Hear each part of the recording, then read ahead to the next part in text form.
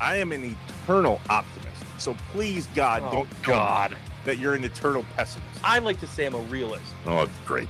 We're going to get along great. This is going to be great. This is Inside Wisconsin Sports with Trevor and Josh. Crowd is here, about to blow, waiting for me to start the show.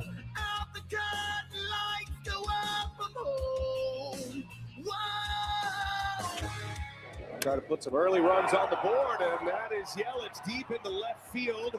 That has some carry, and that's how you start a ball game. Williams deals to Frelick, drives one in the gap. Into right center, down and to the wall. And he shoots out into the opposite field. It's down, a base hit. They're going to send Pratt. Throw from center is up the line. Pratt scores. And he shoots one left center, well hit. And it's going to bounce off the wall. Yelich is in. Terang flying into second base with a double. Second base. Churio, right field. On the barrel. Back on the fly. He's at the wall. It's gone. And Pratt into right field, a base hit. One run is in. Frelick. Perkins will stop. Cooper Pratt has his first RBI in the big leagues. 9-4 Milwaukee. Fry to right field, hit well. Frelick is back. Frelick has room, and that is the ball game. An offensive onslaught by the Brewers tonight. 9 runs on 11 hits, and they beat the Guardians 9-4.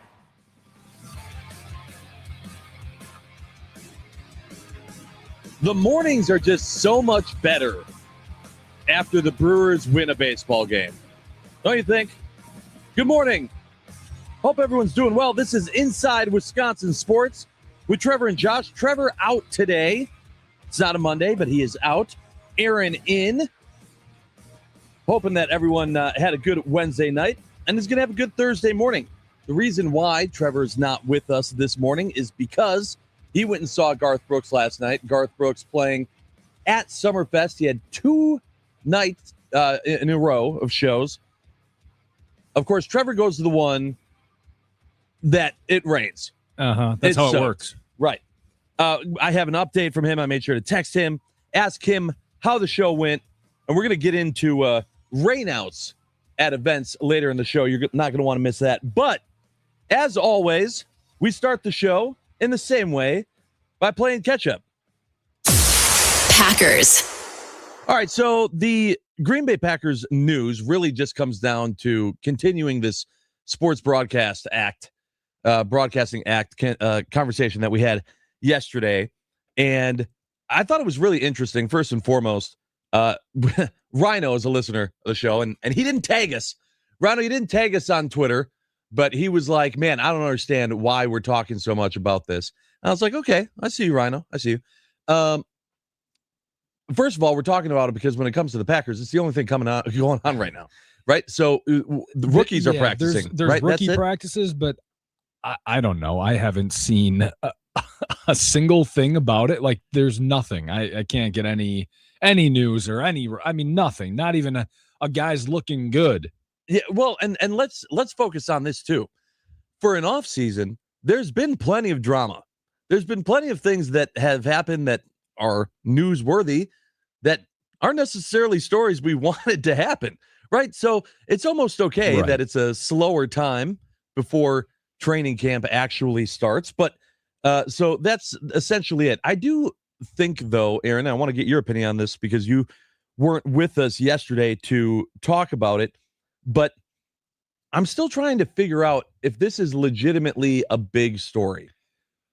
I think to an extent, like it is a big story, but I think it's a big story that is easily put to the side. It easily is turns into a nothing burger. I think it's a big story. So that isn't a big story. That's my whole thought process here. Well, because it could go two ways. I mean, I think it's pretty certain that this goes the way of, okay, it turns into a nothing burger, but there is a way in which this does turn into a very big story, and a big story that would dominate any airwaves, any television, any media around sport. I mean, it would result in the Packers seriously debating if they have to move or not. But I think that path is a pretty thin path, and pretty covered with brush.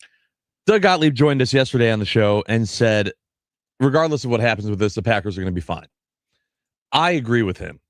If they tweak this, which was what they said, right, was that there might be some tweaking that needs to happen, that I don't think that leads to the Packers moving. First of all, I think if the Packers moved from Green Bay to Milwaukee or, I don't know, somewhere else in the state, it's not like then they have an owner. It's not like then all of the reasons why the changing of the Sports Broadcasting Act would impact them go away, right? It's just that now you're in a bigger city. I don't think that really plays the role that people are afraid. I think it is a little bit of paranoia, which Aaron Popke from the Packers said yesterday, and I understand that from a business perspective, they need to care about these things, but I'm looking at it from both sides. I'm really not seeing that big of an argument coming from the Scott Fitzgerald side of things here. And I'm just going, okay, to your point, I'm going to snooze this. I'm going to snooze the story and let me know if it comes back up. Yeah, I think it could become a pretty big deal. I mean, I do think that the Packers would have. I don't know all the ins and outs of the economic world of the NFL and how it all works. I think that the Packers could find a way to navigate if this Sports Broadcasting Act did kind of screw them over a little bit. Like, they have a lot of money just hanging around waiting for an emergency, first of all. And second of all, I'm not sure the money would be, it would be less, but I'm not sure like significantly less to where they couldn't operate in Green Bay. I think about Notre Dame and how big their brand is, and they have their own TV deal. They don't operate with the rest of college football in terms of ESPN and the SEC network and CBS and all of these different channels. They just said, hey, NBC, you want to just cover all of our games? And they make money there. So I think the Packers could definitely listen. The Packers are such a big brand in the NFL. They are the most iconic franchise maybe in the entire league's history. There would be a television station that would take them up on some sort of offer. It's not going to be, was it $432.5 million that they got as part of the revenue, this revenue split in the NFL? Sure, but they would be in a better position than the Brewers are. Right, exactly. In they baseball. would probably get about half of that, I would guess. Call me selfish, but I keep looking at this from a standpoint of the fan, of the consumer, and going, it seems to me like the whole argument here is supposed to be for the benefit of the consumer, and I don't think it is. Really? No, because if it comes down to it, it's still going to be, like we already talked about, half the state isn't, quote unquote, in a home market. Mm-hmm. So as it is, this doesn't apply. And if you look at what we've all had to suffer through with the Brewers and going through, and the Bucks with now, all right, now you're paying $20 a month for Bally or, Fox Sports, whatever, keep going as it changes. And now to where even that's gone, right? And now politicians want to make Brewers TV. The entire state a home market, though. Isn't that the whole point of why they're bringing this up? I think, but my understanding is it's still the home market. And even if they tweak it to the whole state, it doesn't change the fact that this is more than just the state of Wisconsin.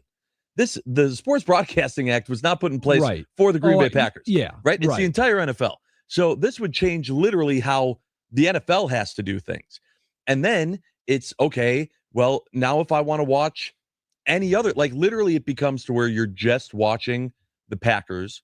And I still don't know exactly how that impacts those one-off national games or the Amazon Primes, and if they're Peacocks, or if they're finding ways through all of that, or what if I'm on vacation? What if I'm not in the state? There's just so many other ways that this could go. And I think for the sport of football and the NFL in general, more than any other league, you watch non-Packer games in the NFL. More than you watch non-Brewer games, more than you watch non-Bucks games, you watch non-Packers games.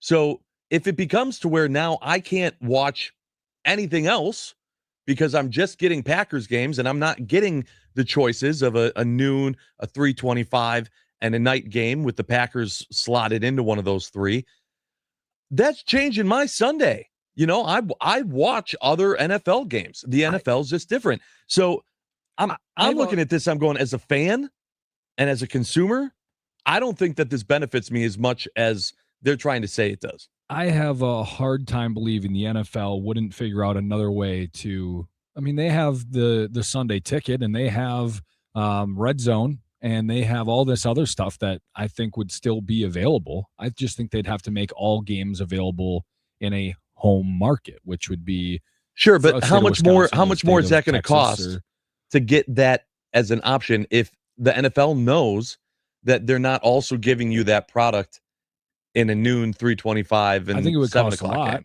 but I also think the NFL Well, is that doesn't not care is that because not they our know, is that not our gripe though? Is that it already costs a lot? I think the NFL can make it cost it does. more. I think the gripe though is just that people in Wisconsin or people in wherever can't watch Packer games on a weekly basis.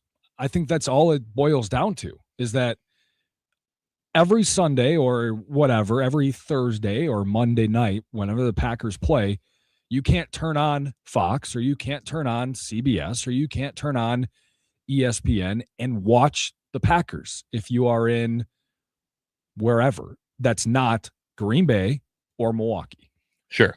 And I think that's where this all starts, is that I think these politicians think that they are doing a great thing. And I think it is good to an extent for the people in this state if all these games are available for them to watch when they want to watch, like Sunday at noon or Sunday at 3:25 or, Wednesday night on Netflix. Yeah. They should all be available for Packers fans to watch Packers games. There shouldn't be. I just don't know that the grass is going to be greener or the juice is going to be worth the squeeze. Whatever analogy you want to use. How about one more thing on this? Just the way that the NFL splits up its viewership map across the country, and you can see those maps every week. You can go find them of where they broadcast which games, and there's small little pockets for. I think people would just like to have maybe an option to if you're right in the middle of an interchange of sorts, if you're like right on the border of Wisconsin and Minnesota and they're broadcasting the Vikings game, there's sure Packers fans that want to watch it and vice versa. Sure. And I think that the options for that can exist, but not for free. The NFL isn't going to just go, yeah, okay, that seems fair, and then do it. Like, they're going to find ways to then. There's got to be an option that doesn't cost $200. Make more money for them. Right. Well, that's what I'm saying. $50 a month or whatever the heck it's going to be. Yeah. Which is the Sunday ticket. I don't know. I don't think it's going to pan out because I don't think that the benefit to the consumer is worth what they're trying to say it is. Well, you know why it won't work out is because NFL fans are insanely crazy, and any politician who goes against the NFL is not going to win, and they are going to. I mean, it's career suicide. Well, and that's exactly what they're doing. So that's why it's not really that big of a story. All right, Brewers. Man, I love winning. Winning feels good. Yeah, it's nice. Brewers take care of the Guardians 9-4 last night. Take care of that series as well. And one of the biggest stories that come out of that is Cooper Pratt had a much better night. You want to limit the expectations on the bat as he shoots one through, and there it is. His first hit in the big leagues. And it comes in his second game. And Pratt in the right field, a base hit. One run is in. Freeland. Perkins will stop. Cooper Pratt has his first RBI in the big leagues. 9-4 Milwaukee. Have a day, Cooper Pratt. All right, so Cooper Pratt, 2 hits, a stolen base, an RBI. Much better day than his debut. Mm-hmm. And I thought it was really funny. Obviously you heard there at the end people going, Coop, sounds like booze. He was asked about it after the game. He said, I had no idea what was going on. I thought I was getting booed. Then I realized it was Coop. And I was like, oh, okay, that's sick. I like that. Well, he's got to get used to that. Right. Yeah. It's going to become a thing, right? And I mean, John Kuhn, our friend John Kuhn went through the same thing, right? The Kuhn chance at Lambeau, very similar. But was great to see Pratt do better. Love that. Immediately, right? That was the amount of fans that were going, wow, so all we did was replace Joey Ortiz with a worse Joey Ortiz. I was like, it was one game. Yeah. Like, it was literally his first game. Like, let's give him a break. And now, like, this was his second one, right? So if he goes back out there in his third and he has another dud, that doesn't mean that last night was a fluke.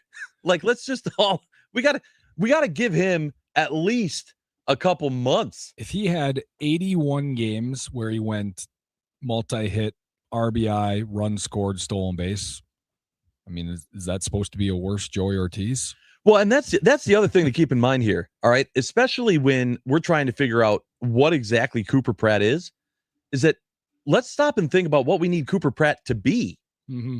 Yeah. It's not like Joey Ortiz was hitting 290 and just ended up getting injured, like and now he's got big shoes to fill. Right. I mean, right. So yeah. like, let's just be a little realistic. Let's live in the world of realism for a second and go, he has to be able to fill a better role in that bottom of the third of the lineup, right? Yeah. He's going to be in the 7, 8, 9 more than likely. And if he is, just you got to do better than 200, better than 210. There's not really a path for him to get into the top 6 of the order unless, well, never say never. Let's say, Yelich and Churio, Terang are sitting, or for whatever reason, then maybe they put Pratt the 2 spot or the 1 spot or something. I mean, maybe. Listen, Murph moves people around like crazy, so I'm not going to say he's going to be sure in the bottom third of the lineup pretty much every night. And if he can hit 225 to 235 and play really good defense like he can do, don't think it'll quite be like Joey Ortiz right away. Maybe it gets a little better as the season moves along. That's plenty good for me at the shorts, because Joey Ortiz was hitting 30 points lower than that with same-ish defense, or pretty close to the same defense. If I can be in 30 points higher my batting average, I can live with 230 for my shortstop if he's giving me good defense. Well, and the big reason why I wanted Pratt to be brought up is I would like him to be impactful when it matters most. We have no idea what's happening with baseball next year. Mm-hmm. We know what this team did last year. We know what they're doing now. If we're going to have Cooper Pratt legitimately be a part of this, it was never going to be a, hey, make your MLB debut in September and then in 20 games prove to us that you're going to be clutch in October. Like, that was never going to be a part of the equation. So the fact that they brought him up in June, to me, is great. Especially, like, in my mind, regardless of how Cooper Pratt does, if Cooper Pratt is in the lineup and the Brewers are winning baseball games, that is fantastic. Because you just need to give the kid time. You got to give him time to get his feet wet in the majors before we can expect anything from him. And if you don't believe me, go look at Jacob Mizorowski, because this was exactly what they were doing with him. We were like, okay, you brought the kid up. Okay, now what are you going to do? You're gonna start him? Okay, but you're going to, boy, that's a short leash. What, a couple innings? Boy. And it was frustrating. It was frustrating for us to watch that. Now he's the best pitcher in baseball. So we got to give him time. Yeah, for the longest time, I thought after the trade deadline would be Cooper Pratt call up, because they would decide, okay, we didn't get a left side infielder at the deadline, so we need to call one up because there needs to be a replacement. But this makes a lot of sense, too, in the alternate of, hey, let's see what we have out of him for 2 months. Then we can decide if we need a left side infielder and adjust that way. And if he performs well enough these 2 months, then they don't have to waste their time on a huge bat on the left side. And maybe that allows them to just focus on a huge arm instead. Or maybe that Cooper Pratt doesn't really figure it out through 2 months. And they say, okay, we probably have to find some sort of upgrade that left side. And we can just kind of shuffle guys around that we have. And then you say, okay, maybe a bigger bat's better than a bigger arm. So this makes a lot of sense in terms of figuring out what you need at the deadline. Plus, it gives them 2 months before, like you mentioned, good baseball and important baseball in August, September, and October. Yeah, I think that's it. You just got to give the kid time and be happy that as he's able to be doing that and getting better and getting his feet wet, the Brewers are continuing to win. Yep. And as long as the Brewers are winning, That's what's most important. All right, let's go to Madison. Badgers. To see nothing. Yeah. I just, boy, oh boy. I don't know. Listen, we had Joe Thomas on yesterday talking about this. And Joe said, if it was between making a choice quickly or making a choice for quality, I'm going to be patient and wait and make sure that they made the right choice. I understand the sentiment. I understand what Joe Thomas is talking about. I think there still needs to be a limit on time. I don't know how long it takes to fill this role, but if at this point you haven't interviewed the right candidate, that is concerning to me. Okay, so it's been a little over a month since they announced the search committee, right? Okay. Yeah.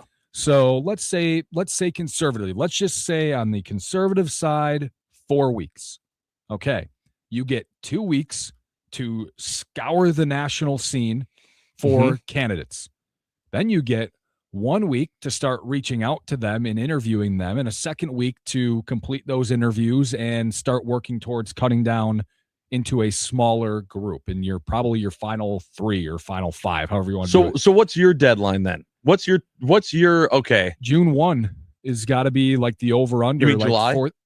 July. July 1. Like you're late. Yeah, 4th of July. Like that kind of range right there. We should probably know right about that time who the Badgers have either hired or like, hey, we are going to make a decision next week. Like we need to know by then something because we have heard nothing. So if you're me, you're already frustrated with how long this is taking. If you're Aaron, you're giving them a couple more weeks. Well, hey, I'm frustrated that I haven't heard anything. Sure. Yeah. But like, you're saying like for an answer, like an announcement, you're giving them a couple more weeks. I'm going TikTok should have been done. They should have told us like, hey, we have completed our first round of interviews or we are doing interview. Like they should be kind of following along for us. It doesn't have to be we're interviewing this person and this person, on these dates, but say, hey, we have our interview candidates. We've completed the first round. We've got our second group of candidates or second round. We are completing our final interviews. And like they should be giving us a little bit of a timeline, just a little snippet. Yeah, give us something. I also wouldn't mind getting something in the world of the Bucks. So we're going to talk about this in the morning mind dump coming up at 7 o'clock this morning. But the news came out. Everyone has a source. Everyone's a story. Chris Haynes talked on a podcast, and Chris Haynes obviously has been a source that has been, a lot of people think, reliable because of his relationship with Giannis. And he essentially said, yeah, I'm not sure that this is getting done before the draft, which I went, oh my God, what are the Bucks doing? Now, this could be like the biggest swerve, right? And then the Bucks are laughing at all of us when this is all said and done. I don't know. But when one of your owners is coming out and saying, this is going to be done by the draft, and it seems like any spark, any smoke around this is fading, is dying, and the draft is less than a week away. It's making me go, okay. This tough. Doesn't look good. Because do you wait till after the draft and do the packages get better somehow from other teams? No, and I don't think so because I want a ton of picks in this draft because there's probably an entire first round of players that I can find a path somewhere to them being at least a quality NBA player and a rotational player at worst. There's a path for all of these guys. So this is the best draft deep depth wise that we've seen in a long time. So I'm trying to get as many picks as I can in this draft if Giannis is getting traded. But if there's not a deal that is good enough, do you say, well, screw that, then we'll just wait for a better deal to come in 2 months? Well, and that's going to be the conversation about, did the Bucks overplay their hand and what happens now? And so we're going to talk about that, as I mentioned, in the morning mind up at 7 o'clock.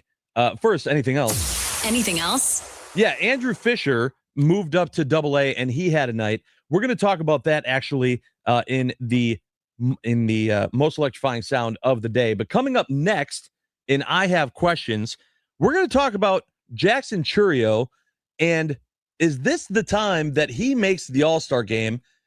And more importantly, is the All-Star game voting still something that you do? It used to be like we were talking about, hey, get out and vote, bring your pencils, grab a stack of ballots, and you would sit in the seats and you would fill those bad boys out. Was that just an old idea of what Brewers fans did? Have we now made it to the playoffs so often that it's not as big of a deal if our guys are all-stars? Or is this, still something very important, something we want to talk about? So we want to know that. We're going to get to that and your questions in I Have Questions. Shoot them in now on the Nicolay Law Fan talking text line 414-677-1250.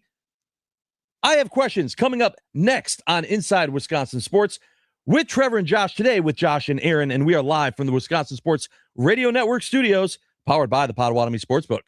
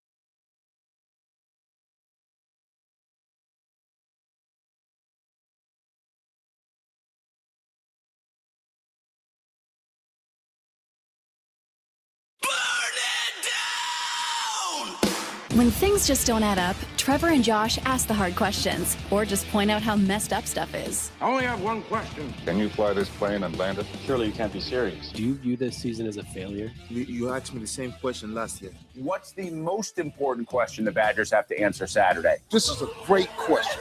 Oh my God, this is a great question. It's time for I Have Questions, presented by Capital Credit Union, doing the right thing on Inside Wisconsin Sports with Trevor and Josh.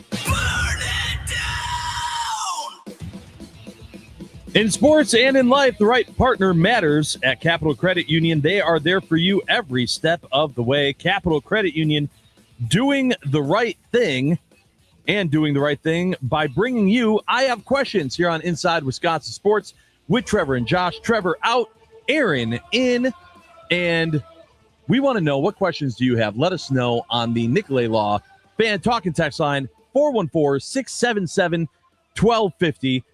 Aaron, you and a texter from the 262, DJ from Greendale, are on the same wavelength this morning with your questions. You and DJ from Greendale both said, do you think Churio has done enough yet to finally make his first All-Star game? Well, this didn't hurt. Hamilton dancing at second base. Churio, right field, on the barrel, back on the fly. He's at the wall. It's gone. It's a two-run opposite field home run. Jackson Churio stays hot. Bernie hits the slide. The reigning National League Player of the Week pops his 10th home run of the year. So let's just start with that question before we get into all-star voting in general. Where do you stand on what Churio has done this year and if it's enough to make the all-star game? I think what he's done so far is take that next step in showing us that he can be a superstar. I don't know if he's ever gotten to that point, like he's shown flashes, but we've seen now continued success, 9 homers in his last 17 games. But right now, I think he's going to fall short of an all-star spot.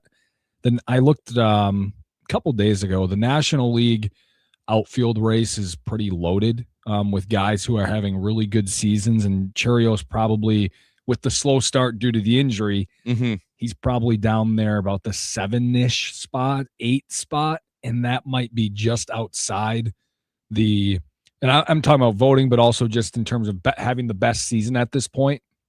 So I think that first month is going to really hurt him, because if he was playing, then yes, I think he'd very much, especially if he was playing at this level. Yeah, he'd be in that conversation. Right now, there's too many outfielders in the National League who are ahead of him because they've had a season long to do it. But man, if the season started when he came back, he would be an all-star right now. Well, yeah, I'd hope so. I mean, he's batting almost 315. Yeah, but he's only been in 159 games, right? And so at bats, at bats. So that's the big takeaway is I don't know if just missed time this season ends up being too big of a factor to get him in. Now, the thing is that when does the All-Star voting end? I'm not exactly sure the deadline, but I mean, week or two, probably 2 weeks. Yeah, it would probably be close. I do feel like Brewers fans used to care more about all-star voting. So that was the question of the day that we have for I Have Questions, was just, do you vote for all-stars in professional sports? And based on what we're doing for timing, let's keep it to baseball. Are you someone that's going and voting every day for the Brewers? Were you a person when they were the paper ballots that would go to a game, grab a stack, and fill them out in the seats, bring them back, or then when they changed them, I think they changed it, you had to do it in front of them, but you would just stay there, right? And the Brewers made it a bigger deal. It was like every one that you put in, you got an entry to try to win something from the Brewers at the end of it. It just seems to me like that was a bigger deal when the Brewers weren't trying to win a World Series. And it seemed like, hey, if we got 2 guys to be in the All-Star game, whoa, look out, right? That would be huge, especially when they did the whole, it came down to that one last guy, and then I think Corey Hart got in that way. I think Jesus Aguilar got in that way. Can't remember if it was 08 or 10 that Corey Hart did it, but one of those, he was the final guy voted in. They picked the 3 or 4 guys and you vote, and Brewers fans did that. I mean, that was obviously, but the reason why I kind of brought this question up about all-star voting is that I've seen a lot of discourse around, why Brewers are so low, why they don't have someone in the top 2 at a position. And is it because of big market, small market, how more fans voting for the Braves and the Dodgers, who have a lot of guys high on the list of individual positions. And for me, it's like, I don't vote in the all-star game, for any all-star game. It's more of like my own personal protest, I guess, because I protest all-star voting. It's my own personal thing. I just don't do it. Because I think it's dumb. I think the fan voting is silly. I think it is not representative of all-stars. Why is Mookie Betts number 2 in the National League at shortstop? Sure. He's hitting not even 200. Why is Bryson Stott number 2 at second base? Why is Bryce Trang not in the top 2? Because the Dodgers fans, there's more of them. Braves fans, there's more of them. Yeah, but that didn't stop things in 2011. That wasn't stopping it when we had Braun, Fielder, and Weeks all go. But they were deserving all-stars. So other fan bases were voting for them as well. So why aren't they voting for Brewers now? Because I think the way that the world works now, that's not people. So you think that the world has changed, not necessarily the process. You think that I just think fandom, I think baseball fans or NBA fans too, just whatever, they will just vote for memes. They will vote for to be a pain in the butt. I mean, why would I'm sure there's plenty of Brewers fans who go out there and vote for Joey Ortiz to make an all-star game at shortstop in the National League, right? They are. I mean, Joey Ortiz is 10th in the National League in shortstop voting. That's insane. Exactly. So there are Brewers fans, and a lot of them, who are going out there and voting every single Brewer in every single day.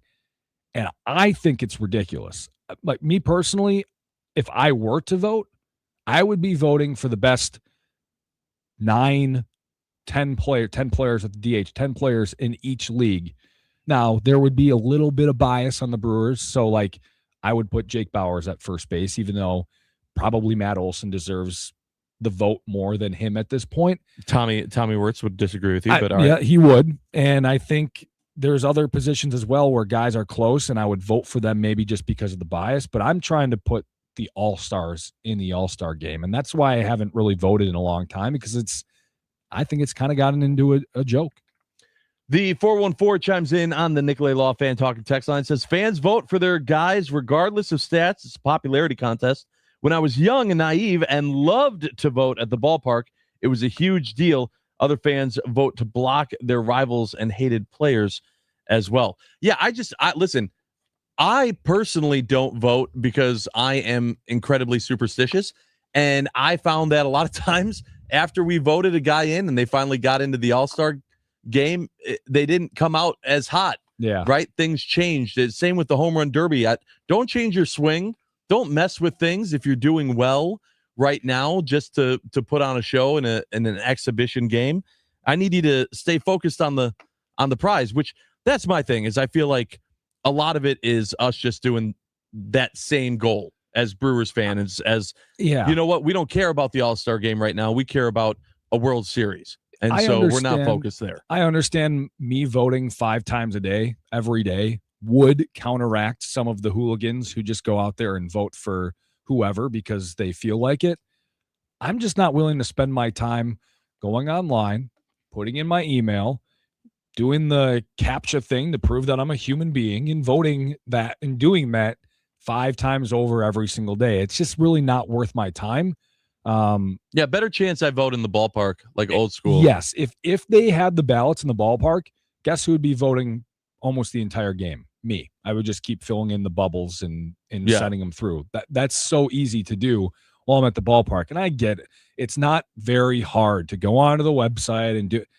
It's just it's not worth my time when I know that Mookie Betts is going to be a top 2 shortstop in the National League, no matter what, because he's Mookie Betts, which is a recognizable name, and he plays for the Dodgers, and they have the biggest fan base in the entire world, so they're just going to get the most votes.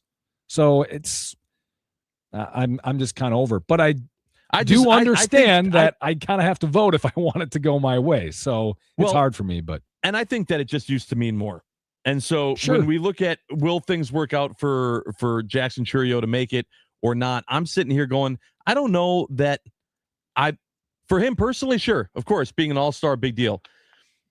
For the team and for my goals this year, I have higher aspirations. And I don't think we're not focusing on that. We're focusing on our minor league system. We're focusing on the guys in the minors right now, like Andrew Fisher, who put on quite a performance in his first day in Double-A. We're going to get to that in the most electrifying sound when we come back on Inside Wisconsin Sports today with Josh and Aaron. And we are live from the Wisconsin Sports Radio Network studios, powered by the Potawatomi Sportsbook.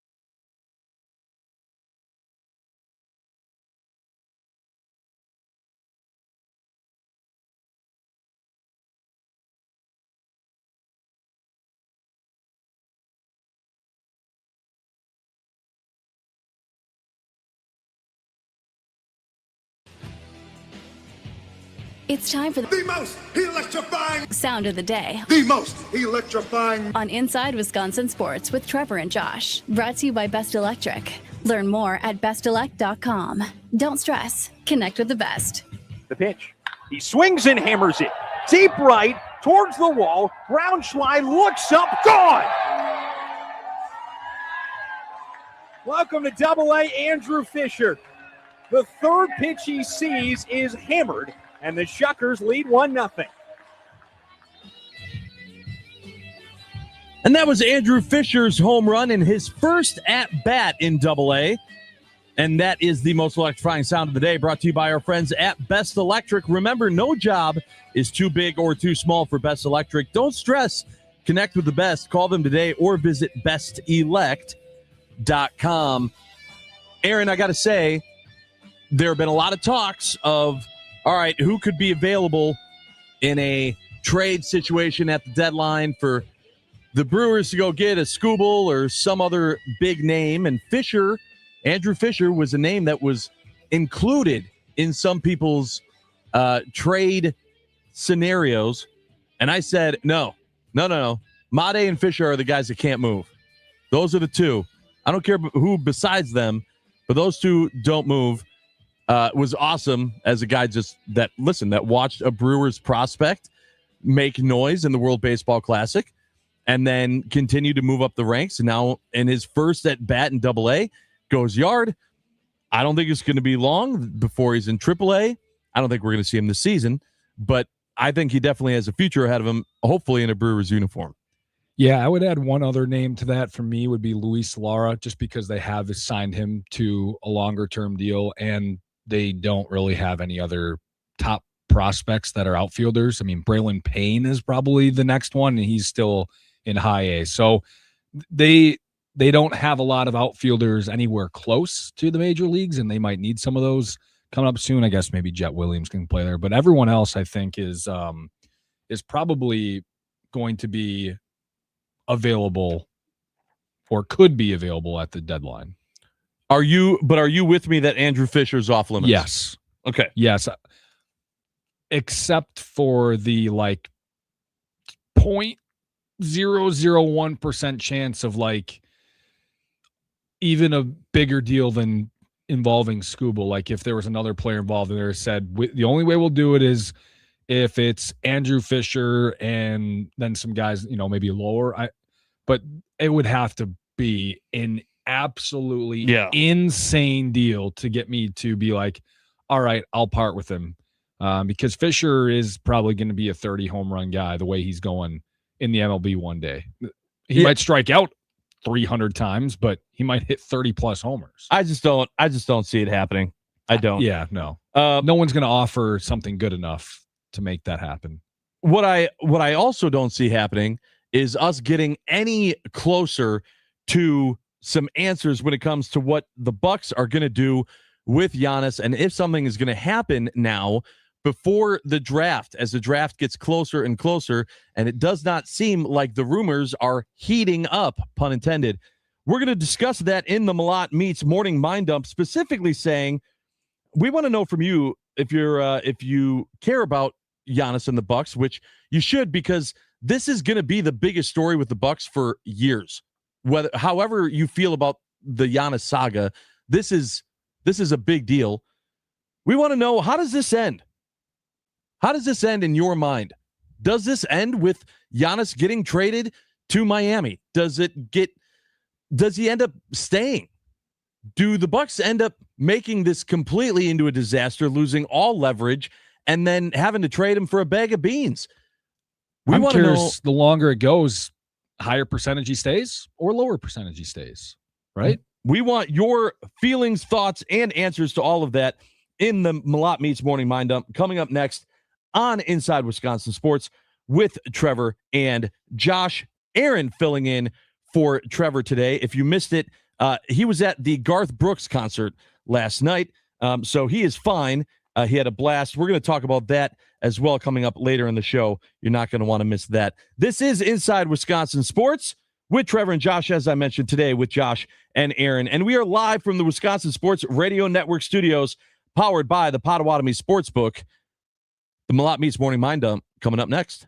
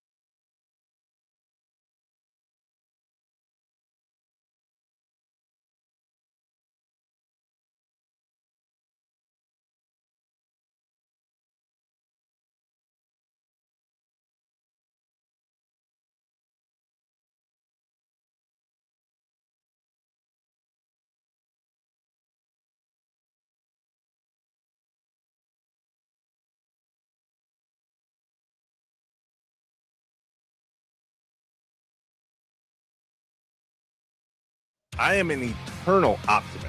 So please, God, don't tell me that you're an eternal pessimist. I like to say I'm a realist. Oh, great. We're going to get along great. This is going to be great. This is Inside Wisconsin Sports with Trevor and Josh. Crowd is here, about to blow, waiting for me to start the show. Out the curtain, lights go up, I'm home. Whoa! Try to put some early runs on the board, and that is Yelich deep into left field. That has some carry, and that's how you start a ball game. Williams deals to Frelick, drives one in the gap. Into right center, down and to the wall. And he shoots out into the opposite field. It's down a base hit. They're going to send Pratt. Throw from center is up the line. Pratt scores. And he shoots one left center, well hit. And it's going to bounce off the wall. Yelich is in. Terang flying into second base with a double. Second base. Churio, right field. On the barrel. Back on it, fly. He's at the wall. It's gone. And Pratt into right field, a base hit. One run is in. Frelick. Perkins will stop. Cooper Pratt has his first RBI in the big leagues. 9-4 Milwaukee. Fry to right field, hit well. Frelick is back. Frelick has room, and that is the ball game. An offensive onslaught by the Brewers tonight. 9 runs on 11 hits, and they beat the Guardians 9-4. They sure do, BA. They sure do. Brewers win another one. Cooper Pratt has a much better night than his first game debut.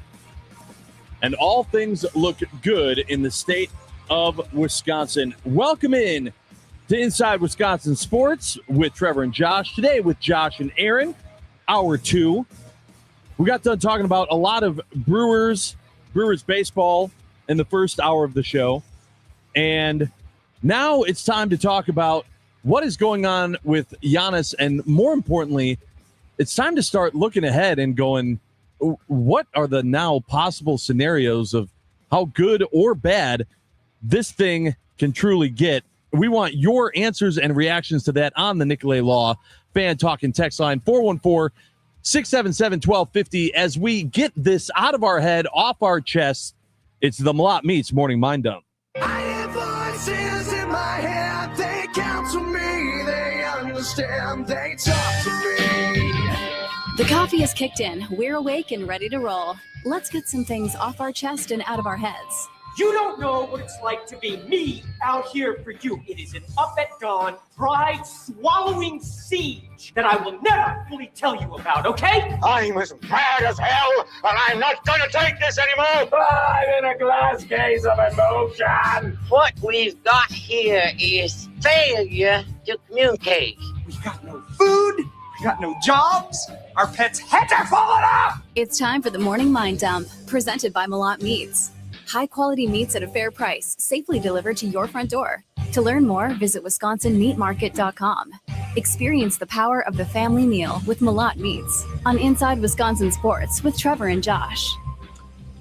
Father's Day literally happening this weekend. Crazy that Father's Day is this weekend.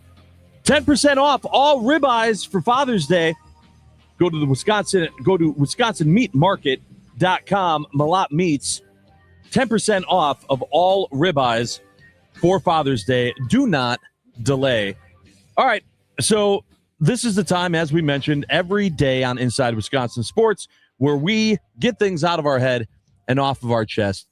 And we don't, when we look at the Giannis situation and the ups and downs of everything, I feel like it's literally, you have to take it in sagas. It's not even chapters anymore, right?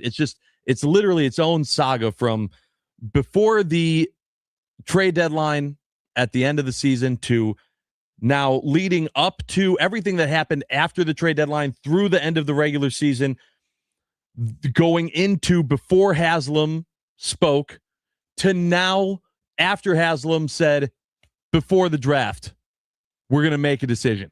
Now, he did not say that we are going to trade him before the draft, right? If he would have shown those cards, we would have been like, okay, all right, well, now at least that cat's out of the bag. He didn't say that. Yep. He just said that they were going to have a decision made, and that's when even more rumors started flying of, all right, where is he going to go? All of these things. And my big concern through all of these sagas has been about trusting the Bucs front office to play this correctly.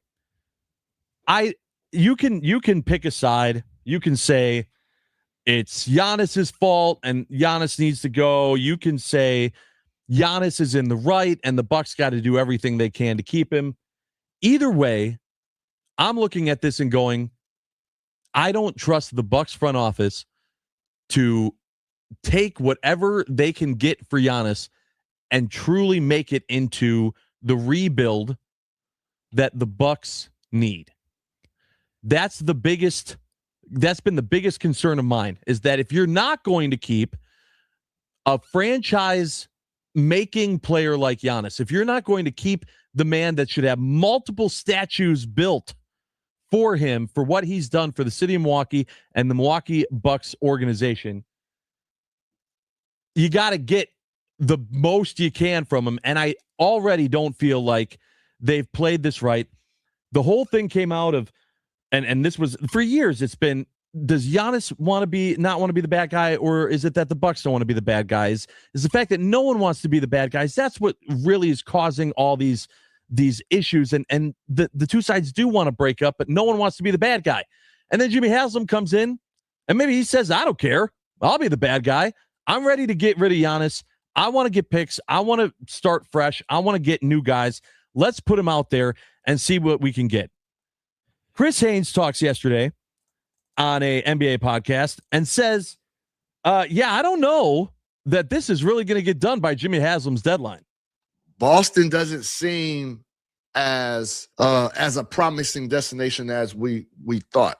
I think there's interest, but there's not a clear sign as of right now that that is their number one objective.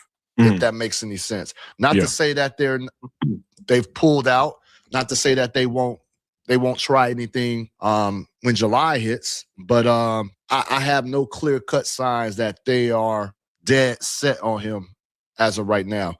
And so with that, if that is to be the case, Zach, we're back to square one as far as all the speculation goes and what's going to happen. I still do ultimately believe he will be moved this offseason, but I'm not as certain as I was before that it would be done before the draft. If that ends up becoming reality, all of my fears on how the Bucs handle this decision with Giannis will have come true. Yeah, it's tough for me to see an alternative to how they played this, though. Just because it's like, okay, did you want him to trade him earlier? Because from my understanding, you're a huge Giannis guy, correct? And you want him to stay in Milwaukee no matter what? Is that correct? I thought at this point in his career, for what he is and what he means to Milwaukee, you're not going to get something that's going to convince me, okay, well, damn, that's too good to pass up. So there wouldn't be a trade offer at any point in his career that up to this point that you would have been like, okay, that would have been enough for me to trade him. Not since the start of last year.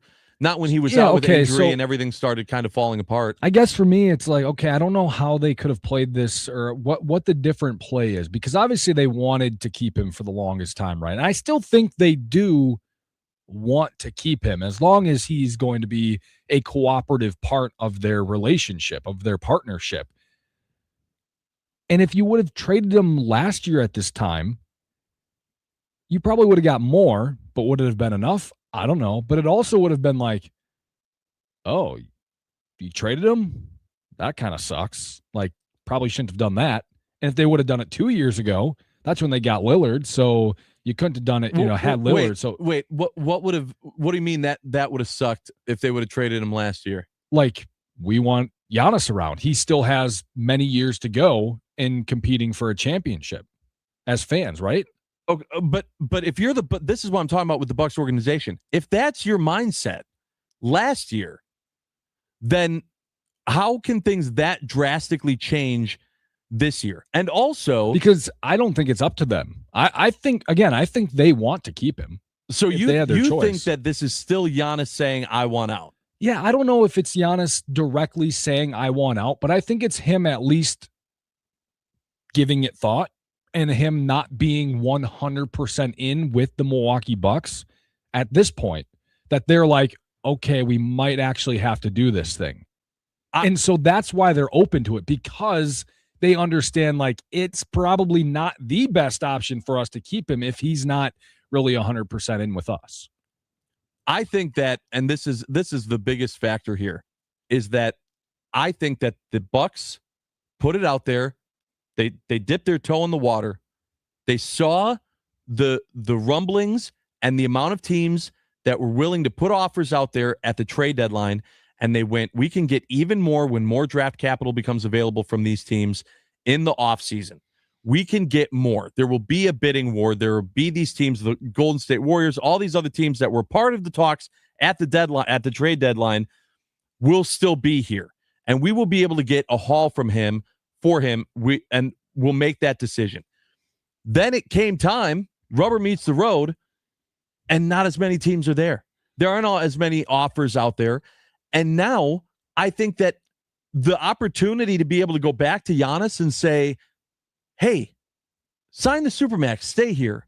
Let's build around you. I think that's gone. Really? I don't think that Giannis. I don't think it's gone. If it's not gone, then I don't think that any of this. I think this was all smoke. I don't think there was any fire at all. I don't think it's gone because it has lasted this long, and because after the draft, so in a week, I think the best option for both sides is then to sign the Supermax. I don't think that Giannis will want to stay here if the conversations that have happened between him and the Bucks organization were shopping you. I just don't think. Okay. I think at that point, for how loyal Giannis is, his request to go. I guess I just don't think the Bucks went to him and said, we're going to trade you.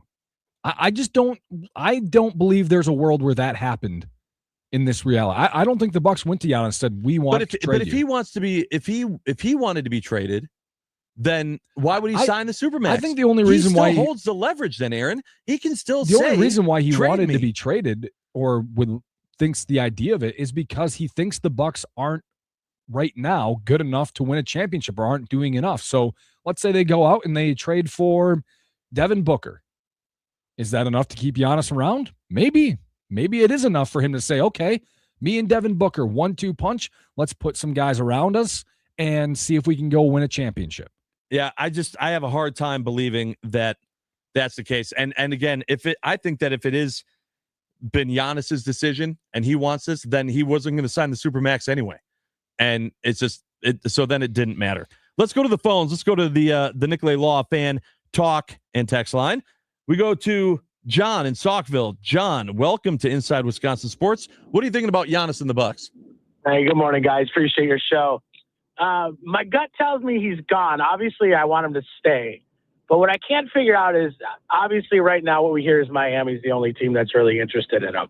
If his goal is to win championships, why would he go to Miami? They don't offer any better of a situation, I don't think, than Milwaukee has here. So if his ultimate goal is to win a championship, you look at the landscape of the teams, the West, the East, how does the Heat give him a better chance to win an NBA championship? It doesn't. He has just as much, if not more, of an opportunity to win another championship here in Milwaukee. Obviously, his stock is down right now. He's been injured. He hasn't done anything in the playoffs the last 5 years. He's getting older. He really doesn't have a jump shot. So maybe he stays in Milwaukee, motivates himself, and proves everyone wrong, because obviously the market isn't what he thought it would be, nor the Bucks would thought it would be for him. And I think that makes sense. I think if I'm another team, I'm looking at Giannis and going, why am I going to mortgage my entire team for a guy who's most likely, and I hate to say it, on the downward side of his career? John, thanks for the call. Appreciate it. I think the big difference is Bam Adebayo is still going to be there, right? That was a piece that Miami said was not. That would entice tradable. Giannis more than, let's say, the Bucks trading for Devin Booker? I don't know that the Bucks are making that move. I think that the Bucks are trying to, if they're going to build around Giannis, I think that they're still going to do it with young pieces. I don't think they're trading away their pick in this draft, regardless of what happens next. But if they're trying to keep Giannis, going and drafting a young player probably isn't the best way to get him to want to sign the Supermax. The best way is to get a star right now that in the league where it doesn't take time to watch, I don't know, Nate Ament grow. I understand. I don't see. I think that the ideas in their heads right now are different. I think that Giannis still has that win now mentality, and the Bucks were saying we need a down year. We need to have a year where we kick the can down the road to get some fresh guys in here to put with you. That was what the Bucks wanted to do. If Giannis is willing to play with that, play into that role, right? And the conversations have been happening behind the scenes of Giannis talking to the Bucks and saying, okay, go draft a guy. Let's also try to bring in someone to play with. Let's see if we can get the next star to play with me. Then I think the Bucks might have been satisfied. I don't think that's what Giannis wants. And more importantly, I think that's why the butting of the heads has happened for so long, that they just needed someone like Haslam to push him over the edge, to say, nope, we're done. I think the thing that they didn't think about was, to the caller's point, of just, I don't think that they're getting what they thought they were for him. I think everyone thought there was going to be more of a bidding war. There were going to be more teams involved. It was going to force more people's hands. Even if it came down to where Giannis wants to play or not play, there would be more teams in the areas that Giannis would want to play, right? Seems like that's not it. Everything we've seen has gone Miami, Miami, Miami. And the Bucks are saying your offer's not good enough, not good enough, not good enough. And we're stalemating. And I don't know how this ends to where Bucks fans and Giannis fans both go, okay, that's good for both sides. Thank you for your time, Giannis.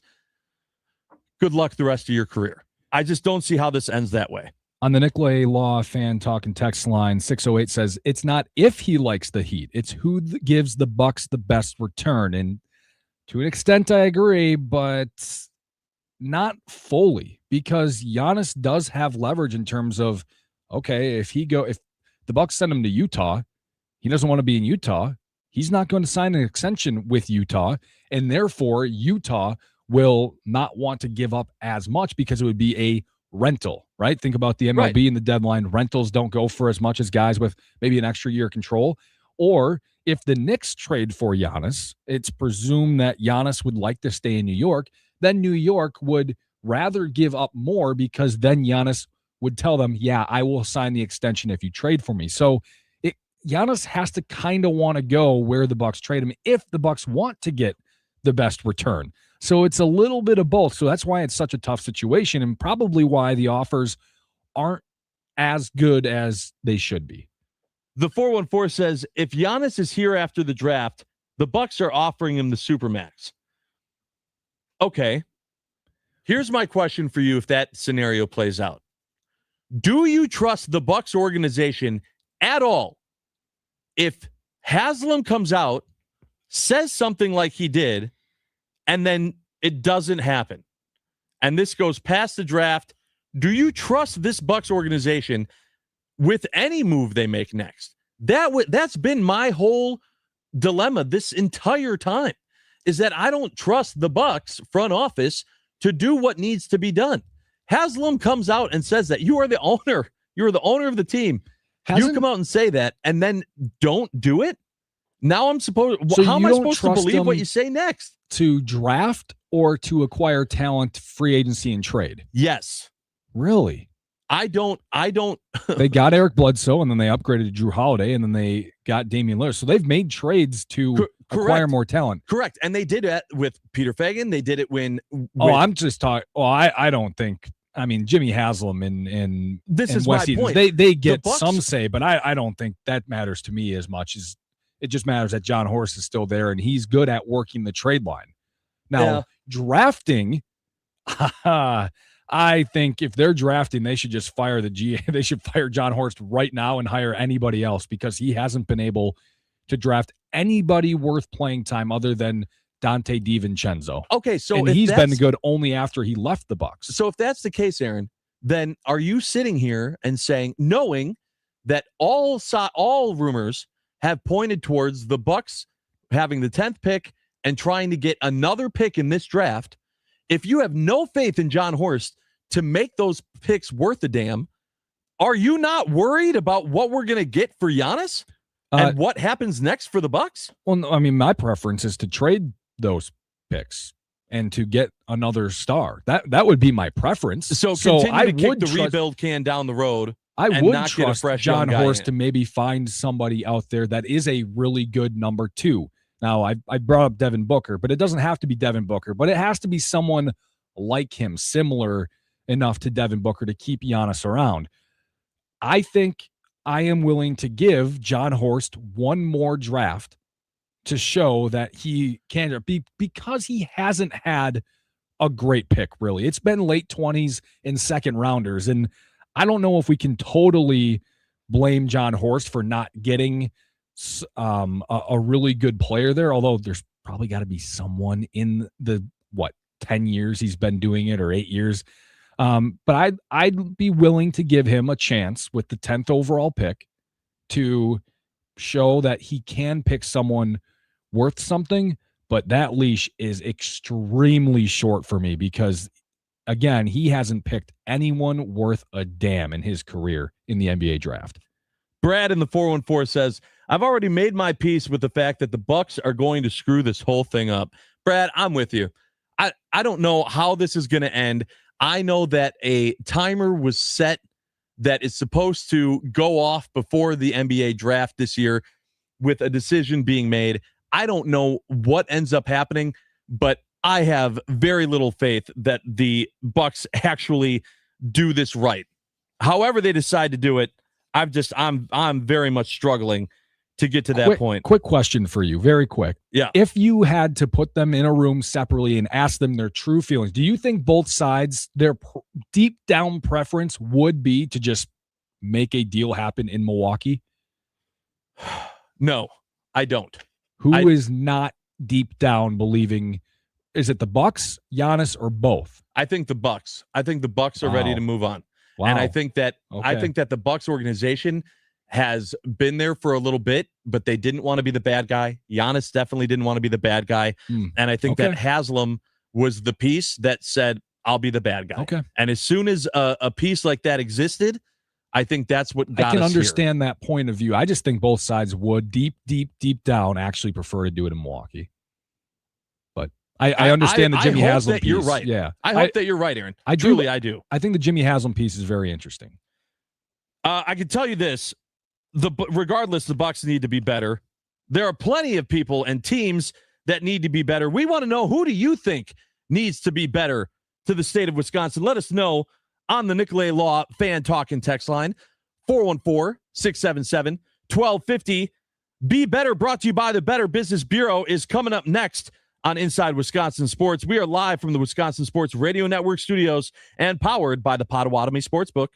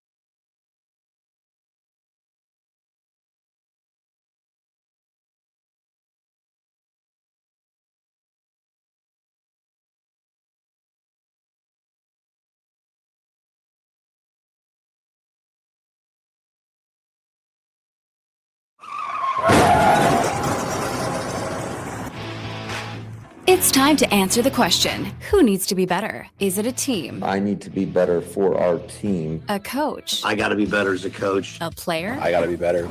We got to be better. Just facts. Let us know who you think has to be better. Brought to you by the Better Business Bureau. Show people your business is better. Get BBB accredited with the Better Business Bureau at bbb.org. That's right.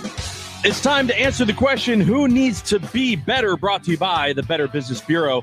90% of consumers recognize and trust the BBB accreditation seal or logo. If you want to showcase your business as a better business, get BBB accredited. Learn more at bbb.org. All right, before we get to ours, we want to know yours as well. Who do you think needs to be better in the world of Wisconsin sports and beyond? Let us know on the Nicolay Law Fan Talking text line, 414-677-1250. All right, I'm going to get us started, Aaron. That good? All right, here we go. Current starting pitching for the Milwaukee Brewers needs to be better when it comes to health. Performance, great. Love it. They're doing amazing. They've honestly been, through all of the injury woes, the most consistent part of this Brewers team from start to finish so far this season. I just stay healthy. Can you stay healthy? Like, I understand Sproat came out last night with a cramp. It was a cramp. He's going to be fine for his next start. But I'm just like on edge. I'm just on edge waiting for a starting pitcher to be able to call it a night and me not have to worry about if they pulled something or had tightness somewhere or had a goofy accident, something one way or another. When it comes to the health of the starting rotation, can we just be better in that? Even with the minor stuff, let's just have some normal, go out, you pitch, and then you end your night and you're fine. That would be nice, wouldn't it? Can't we just have a few of those? No. Let's be better. No, we can't have a few of those. Why? Why? Why not? When's the last time the Brewers starting rotation was like any bit regularly healthy? Like, every year there's going to be starters who are hurt, but like, it's been so long. No. Yes, it has. And the issue is, I thought, okay, well, we have the bag of prospects. So we'll bring up Sproat, right? Okay. Priester's down. That's fine. We'll bring up Sproat. Then Sproat gets, oh my God. It's the pitching lab consequence. They have a pitching lab and they can turn pretty much anything to gold. But the consequence is you're going to have more injuries than everyone else. I love it and yet also hate it. Yeah. Why can't I have my cake and eat it too? Just be better health-wise. You know, that phrase is actually, everyone says it wrong. You know, it's eat your cake and have it too. No, there's no way that's true. It's true. What? Because you can have your cake and eat it. You can't eat your cake and then have it. Yeah, no, the whole point is that you want to do both. Right. And the point is you can't do both if you eat it and want to have it. But you can have it and then eat it. Not if you don't let me have it and then eat it. That's the point, Aaron. Listen, I say it that way too. I'm just saying it's the technically wrong way to say it. That's all. If I give you a piece of cake and every time you try to take a bite, I slap it out of your hands, you have your cake, but I'm not letting you eat it. Yeah. But if I eat it, I can't have it. Oh, my God. Yeah. Listen, I'm just the messenger. Aaron, be better. Jesus. I'm telling you to be better. All right. What do you got? My sleep schedule needs to be better. Oh, good luck, buddy. I know. I'm not used to this morning thing. I mean, I used to do back in college. I used to work early mornings at a grocery store. I'd meet the truck in the morning at 4 a.m. So I'd have to be to work by 4. Now I got to kind of like wake up by 4. It's not going great because I'm a night owl. I'm used to staying up till like 2 a.m., 3 a.m. Like that's like my time. Like it's 2 a.m. I'm like, I can start getting ready for bed. Like that's what I'm used to. Can't do that on a show that starts at 6 o'clock. So, when I'm filling in on this show here, it's been tough. Yeah. Well, you got to figure that out. I know. That's why. Is it me 3 that has to be better, or is it my sleep schedule that needs to be better? Who needs to be better? I don't know. No, it's you. It's you that needs to be better with your sleep schedule. I'm working on it. See, you're trying to eat your cake and then not have it or whatever the hell you said. All right. I'm working on it. I will jump on the bandwagon as well of self-reflection and say I need to be better as well. I lost focus, Aaron. Oh. I mean, ADHD, very easy to do. But I have known and do know to always pay attention to the Cardinals. It has always been the Cardinals. We hate the Cubs. We hate the Cubs, and so we like focusing on the Cubs and our rivalries with Chicago. But the teams that stop us are the Redbirds. They are the ones that stop us. We stop the Cubs. That's what's happened in history. The Brewers are the ones that stop the Cubs from making it to the NLCS, not the other way around. The team that stops the Brewers is the Cardinals. The Cardinals have been bad for a couple of years, and all of a sudden, people forget about them. Right now, people are still focusing on the Cubs losing and not the fact that the Cardinals that were supposed to, again, not be worth a bag of beans are 4.5 games back, and they're 4.5 games back when the Brewers are killing it, when the Brewers are doing super well, and the Cardinals are hanging on, and they're continuing to be better, and I don't want them to be better. I need to be better and have my focus of hate watching be on the Cardinals. It should always be on the Cardinals. Disagree. God, I hate the Cardinals. Disagree. I couldn't give a rat's about the Cardinals. They'll fall off. They're not good. That roster isn't good. So they'll fall off eventually. All the bad teams do. All the bad talent, all the bad rosters do. They'll fall off eventually. Cubs will be in second place at the end of the year. Don't worry. No, I will worry. I will absolutely worry about the Cardinals because the Cardinals are the ones that hurt me. All right. And I need to be better. All right. I think that Ronaldo fans have to be better because they just need to admit that Lionel Messi's better. And you need Lionel you need is, to preface on the show whenever you're going to talk about soccer that you're talking about soccer. So be better to the people who don't know Ronaldo and Messi are soccer. I mean, they know the names, but that's fine with me. Yeah. Ronaldo. It's soccer. Ronaldo didn't do jack yesterday in Portugal's tie against the Congo. And Lionel Messi goes hat trick. And this conversation doesn't ever need to be had again. Lionel Messi's the greatest player of our generation, of this generation, multiple generations, and Ronaldo doesn't even belong in the conversation. So Ronaldo fans have to be better. Adam in Germantown says, holy crap, my head hurts with Aaron's cake explanation. Guys, Aaron, you got to be better. It's not that hard. It's not that hard. Just flip around the saying. That's all. No one is doing that. Well, it's the correct way to say it. Oh, I don't care. Oh, I don't. It's like the couldn't care less or could care less. Everyone says it wrong. You couldn't care less. Right. That's different because that is like grammatically speaking the point. Me saying have my cake and eat it too is still grammatically fine. I'm just telling you when it originated, it was flipped. That's all right. Well, I'm just saying that the Nicolay Law Fan Talking text line says you need to be better. That's fine. Wisconsin weather. I hate that I'm bringing this up every freaking week. Wisconsin weather needs to be better. It's summertime. It's summertime now. We're supposed to be able to have fun and play. Sucks again for everyone that went to see Garth Brooks at Summerfest last night, including our boy Trevor Thomas. If you're just tuning into the show and you're going, where the hell is Trevor? It's not Monday. Someone texted and said it's not. I think it was JB in the 920 said it's not Monday and Trevor's not here. Is he okay? Yes, he's okay. He went to the Garth Brooks concert last night, and I was texting him about it because I know that he was worried the show was going to get canceled with the thunderstorms. He was right in the seats that ended at the roof line. So the drip off of the roof was constantly hitting him. One row further in, and he would have been fine. Does that deserve a day off then if he was just getting dripped on the entire time? Absolutely not. Okay, how about he should have this? Still been here. My next be better is that Trevor being off needs to have less ridicule.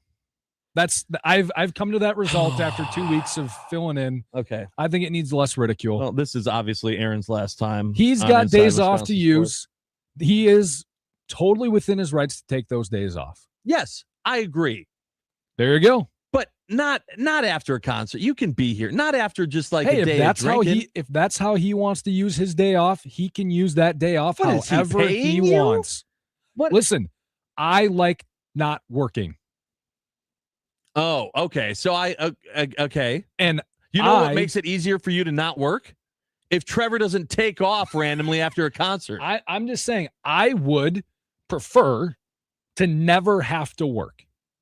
I don't care what job it is. I would just prefer to not have to work. Yeah, so tell your bosses that. Hopefully all of our bosses are laughing or are listening if right I now. have the opportunity to use a day off or whatever, the days off that I have, I'm going to use them if I want to use them. That's all. And I think if you look through the talk and text line, anyone making fun of Trevor for taking a day off, are those people working 365 days a year or however many if you remove the weekend? So listen, there you go. When he took his family on vacation for spring break, no one gave him a hard time. When it was, I watched the Super Bowl last night. Yeah. And so now I'm taking off the Monday after. There you go. No. He can use it however he wants. Oh, boy. I don't know what we're going to do with you, Aaron. Anyway, it doesn't. Listen, the point of what I was saying was that the weather needed to be better. Okay? Summerfest is officially underway. The first general admission day for Summerfest is today. And I want sunny skies through the weekend. This is it. We're in Wisconsin summers. I don't want to be worrying about torrential rainstorms and thunder and lightning. Should I continue with being the weirdo on the show today? I mean, I have something. Can this be a judge-free zone for like 30 seconds? No, it can't. Then maybe I won't bring it up. I don't know. No, you know what? Just hold on to it. Hold on to it for the other side.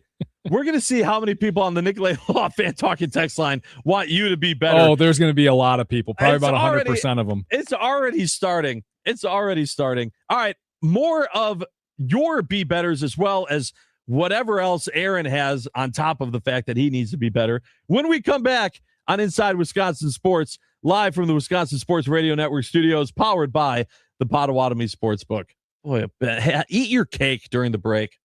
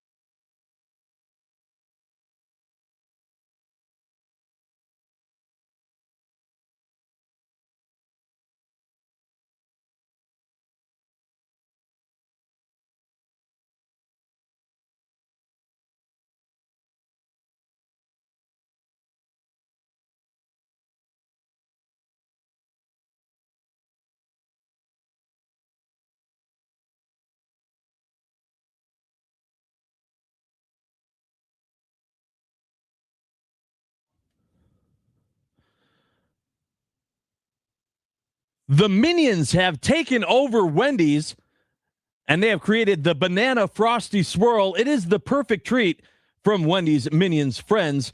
They created the banana cream sauce with real banana. The flavor is like a classic banana cream pie or pudding and pairs perfectly with Wendy's Vanilla Frosty. Stop in at any participating Wendy's and get one today. After you're done getting that one, you might want to head down to Summerfest. As I mentioned, Summerfest starting today. And you can participate in the X Golf Hole-in-One Challenge with the Wisconsin Radio Network at Summerfest, where Sparky and the Wisconsin Sports Daily Show will be broadcasting live this afternoon at 2 p.m., followed by the Potawatomi Sportsbook postgame show with Tim Allen and Tommy Wirtz from 4 to 6 p.m.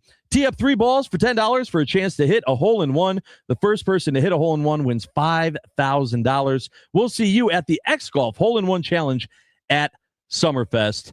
Welcome back into Inside Wisconsin Sports today with Josh and Aaron, probably the last day with Josh and Aaron, just based on what Aaron decided to bring up. All right, we wanted to know what you guys think. Who needs to be better, right? And a lot of people saying Aaron needs to be better one way or another. There are a few people siding with you, but they can't in every way. Those are smart people. They can't in every way. Let's start here. 608 says, I'm Team Aaron on the vacation topic. Yes, Trevor can take a day off however he wants, especially since the concert was in Milwaukee, so he had to drive home. However, I am not on board for the cake argument and conversation of the way that you can't have your cake and then eat it. Is that how you said it? You can't eat your cake and have it too. Yeah, that was just... Listen, some people just don't like being right. That's fine. I'm just saying the way the phrase originated.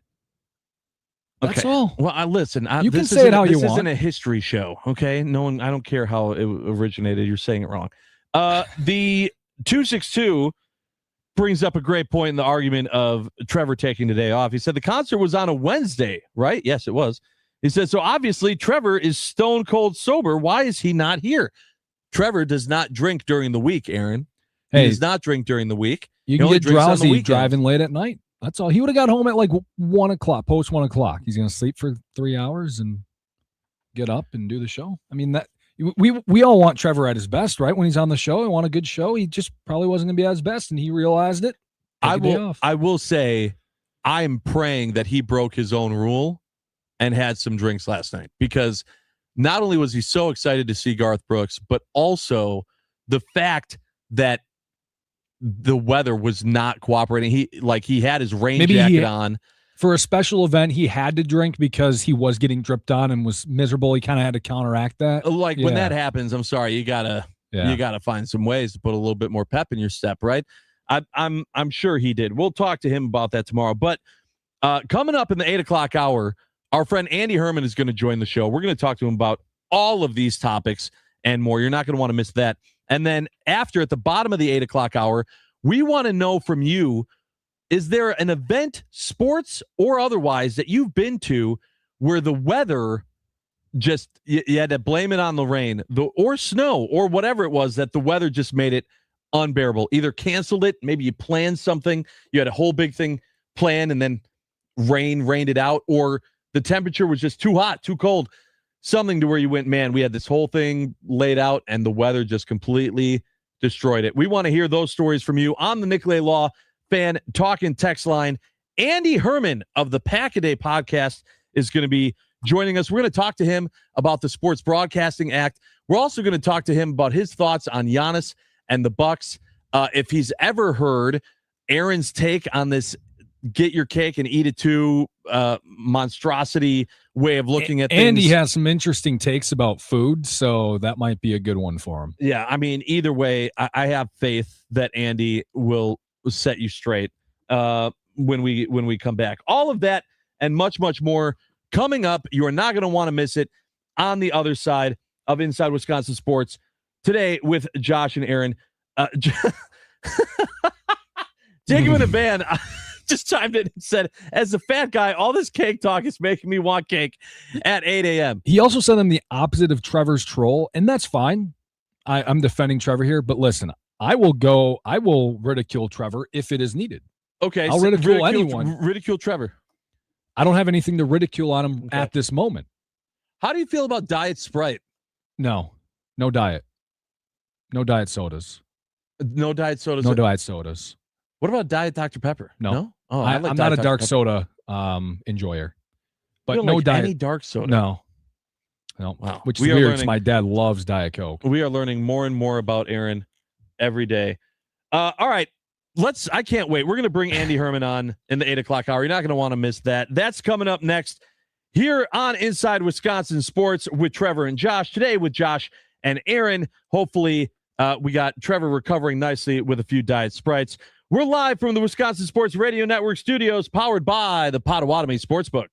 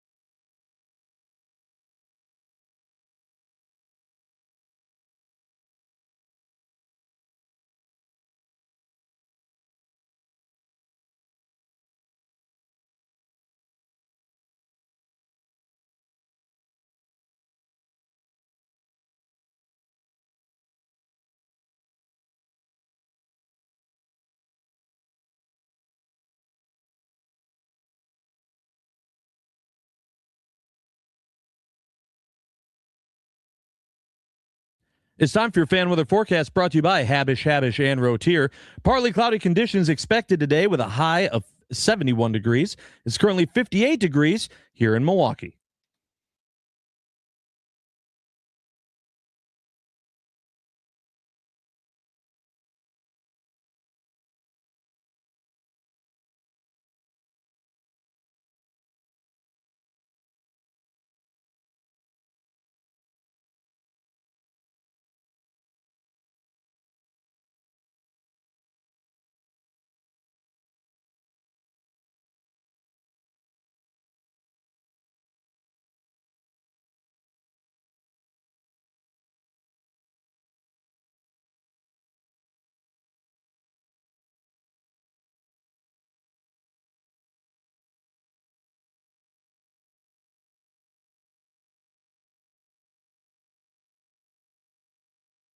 I am an eternal optimist. So please, God, don't tell me that you're an eternal pessimist. I like to say I'm a realist. Oh, great. We're going to get along great. This is going to be great. This is Inside Wisconsin Sports with Trevor and Josh. Crowd is here, about to blow, waiting for me to start the show. Out the curtain, lights go up, I'm home. Whoa! Try to put some early runs on the board, and that is Yelich deep into left field. That has some carry, and that's how you start a ball game. Williams deals to Frelick, drives one in the gap. Into right center, down into the wall. And he shoots out into the opposite field. It's down, a base hit. They're going to send Pratt. Throw from center is up the line. Pratt scores. And he shoots one left center, well hit. And it's going to bounce off the wall. Yelich is in. Terang flying into second base with a double. Second base. Churio, right field. On the barrel. Back on the fly. He's at the wall. It's gone. And Pratt into right field, a base hit. One run is in. Frelick. Perkins will stop. Cooper Pratt has his first RBI in the big leagues. 9-4 Milwaukee. Fry to right field, hit well. Frelick is back. Frelick has room, and that is the ball game. An offensive onslaught by the Brewers tonight. 9 runs on 11 hits. And they beat the Guardians 9-4.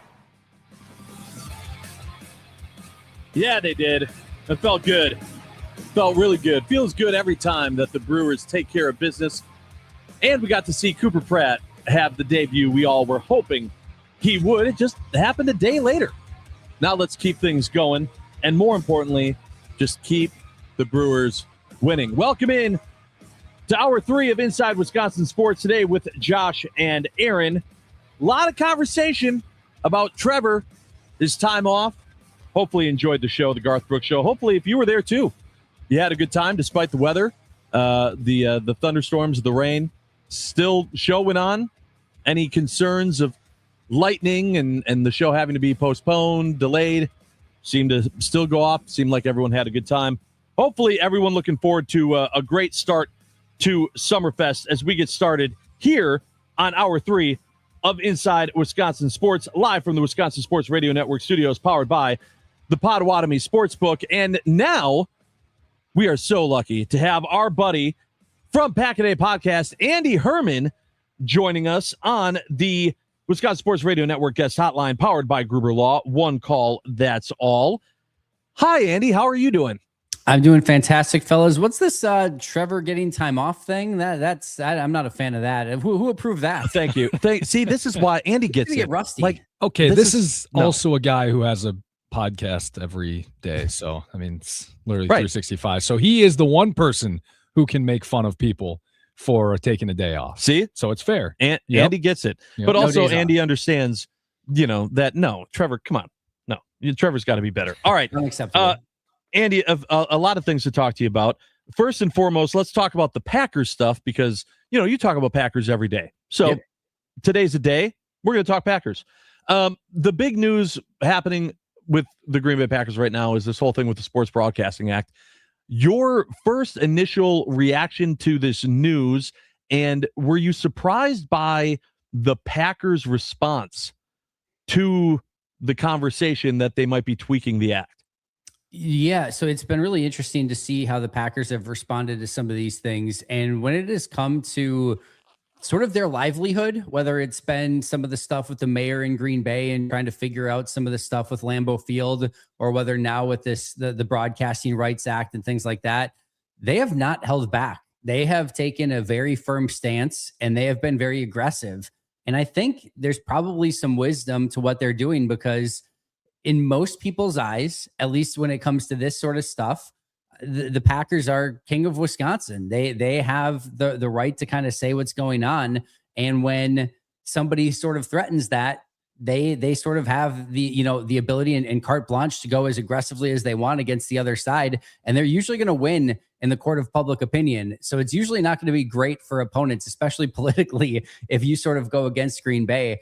Now, as far as, how this affects the Packers and their livelihood if this doesn't go through, I think it's an interesting conversation. Obviously, the Packers feel very adamant that this could be something that significantly threatens the Packers if it doesn't continue to happen the way that it's been happening, where all of the league is able to pool together and sell their rights nationally. I also think that the NFL has probably overextended their reach a little bit by going from a broadcasting situation where it was, like Fox and CBS and maybe ABC or ESPN to now Netflix and Amazon and Peacock and, every other streaming service known to man. So I think there is probably a little bit of question there that's probably legitimate. The one area where I have a gray area that I'm just going to be transparent that I'm not quite sure I know the answer to yet, and maybe one of you gentlemen know, and then I can know the answer. I don't know. So let's say this does go Major League Baseball style, right? And they can no longer pool together all of their, their games and sell it to all of the broadcasters nationally. What I don't know is if after they have to go that route, if the Bears sell their rights and the Packers sell their rights and everything like that, I believe, and I could be wrong, I believe the NFL and the teams could still individually decide that after they all individually sell their deals, that they could still pool all the money together and split it evenly amongst all the teams. I think they could theoretically still do that on their side of things. It's just less likely that they could sell it maybe for as much money or whatever. I don't know the answer to that. But obviously the Packers feel very strongly about it, that this could potentially be something that would hurt the Packers. And to be fair to Green Bay, even if that is something that could happen, maybe convincing teams like Dallas and LA and Chicago and New York to do that is a lot tougher if this isn't something that exists on the NFL side with the agreement that they already have in place. So Green Bay adamant about it. I think they're probably right to be adamant about it, but I also think probably the NFL's extended themselves a little bit to the point where the government actually can question this a little bit, and it does become a little bit of a murky gray area. Do you think that the Packers being so adamant about it means that the fans should maybe be a little bit more worried about this? Because it seems like maybe this is a potential big deal, but at a smaller level, like a very low chance of this being a big deal. But Packers being so adamant and coming out so strongly, something they don't really do all that often, should that worry fans more? Well, when Ed Policy took over, it caught a lot of people a little bit off guard when he was asked about his top 3 goals. I forget if it was 3 goals or whatever, but his goals, and the number 1 goal on his list was to keep the Packers in Green Bay.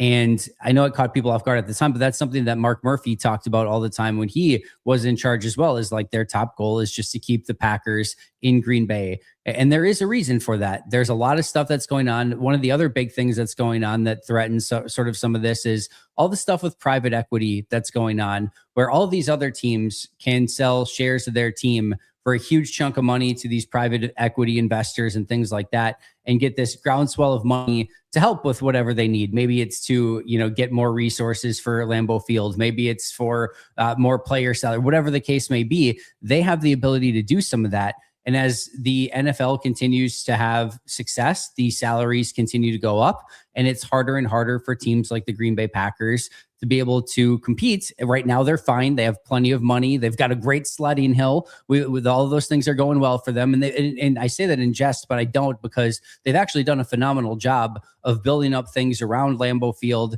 and having things that are making them money consistently and constantly. So they have that money so they can do all those things. And I don't think people quite understand and recognize there are teams that can't do what Green Bay does when they sign these huge signing bonus contracts to split money up through various, like a 5-year period of time. Some teams won't do that because it's too much money up front to go out and spend. Green Bay has the ability to do that because they have the resources. Again, not every team, not every owner is okay with doing contracts like that. So it does very much help Green Bay. So as you go on, if all of a sudden there are some of these things that start working against Green Bay and they don't have the ability to raise money the way that maybe other teams do with some of the private equity, and if all of a sudden now the revenue share from a TV deal standpoint isn't the same, and now they're making less money than the Bears and the Cowboys and all the other major market teams, well, then it does become a significant issue. So it's not something that I'm losing sleep over today, but I will say it's something that I'm definitely monitoring. And I think as a Packers fan,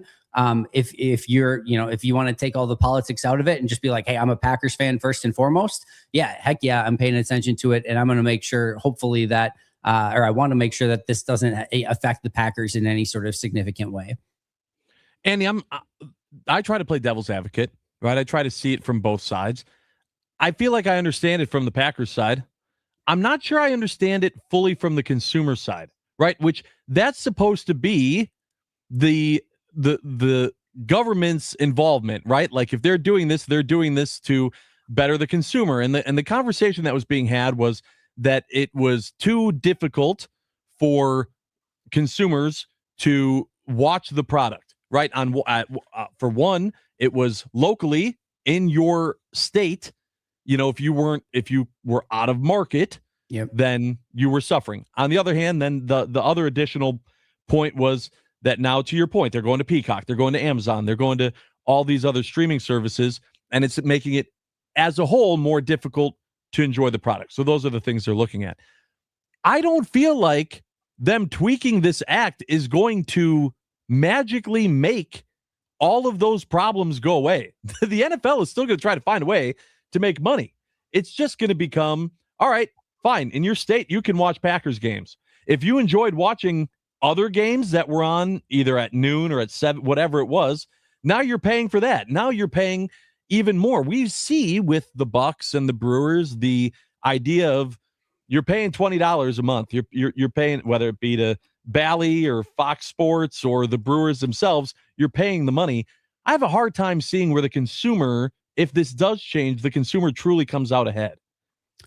Yeah, no, I totally agree. And now I think if you want to play devil's advocate to that, you could make an argument that there's the potential that, let's say the Packers sign a deal with ESPN. All right, we'll just say ESPN.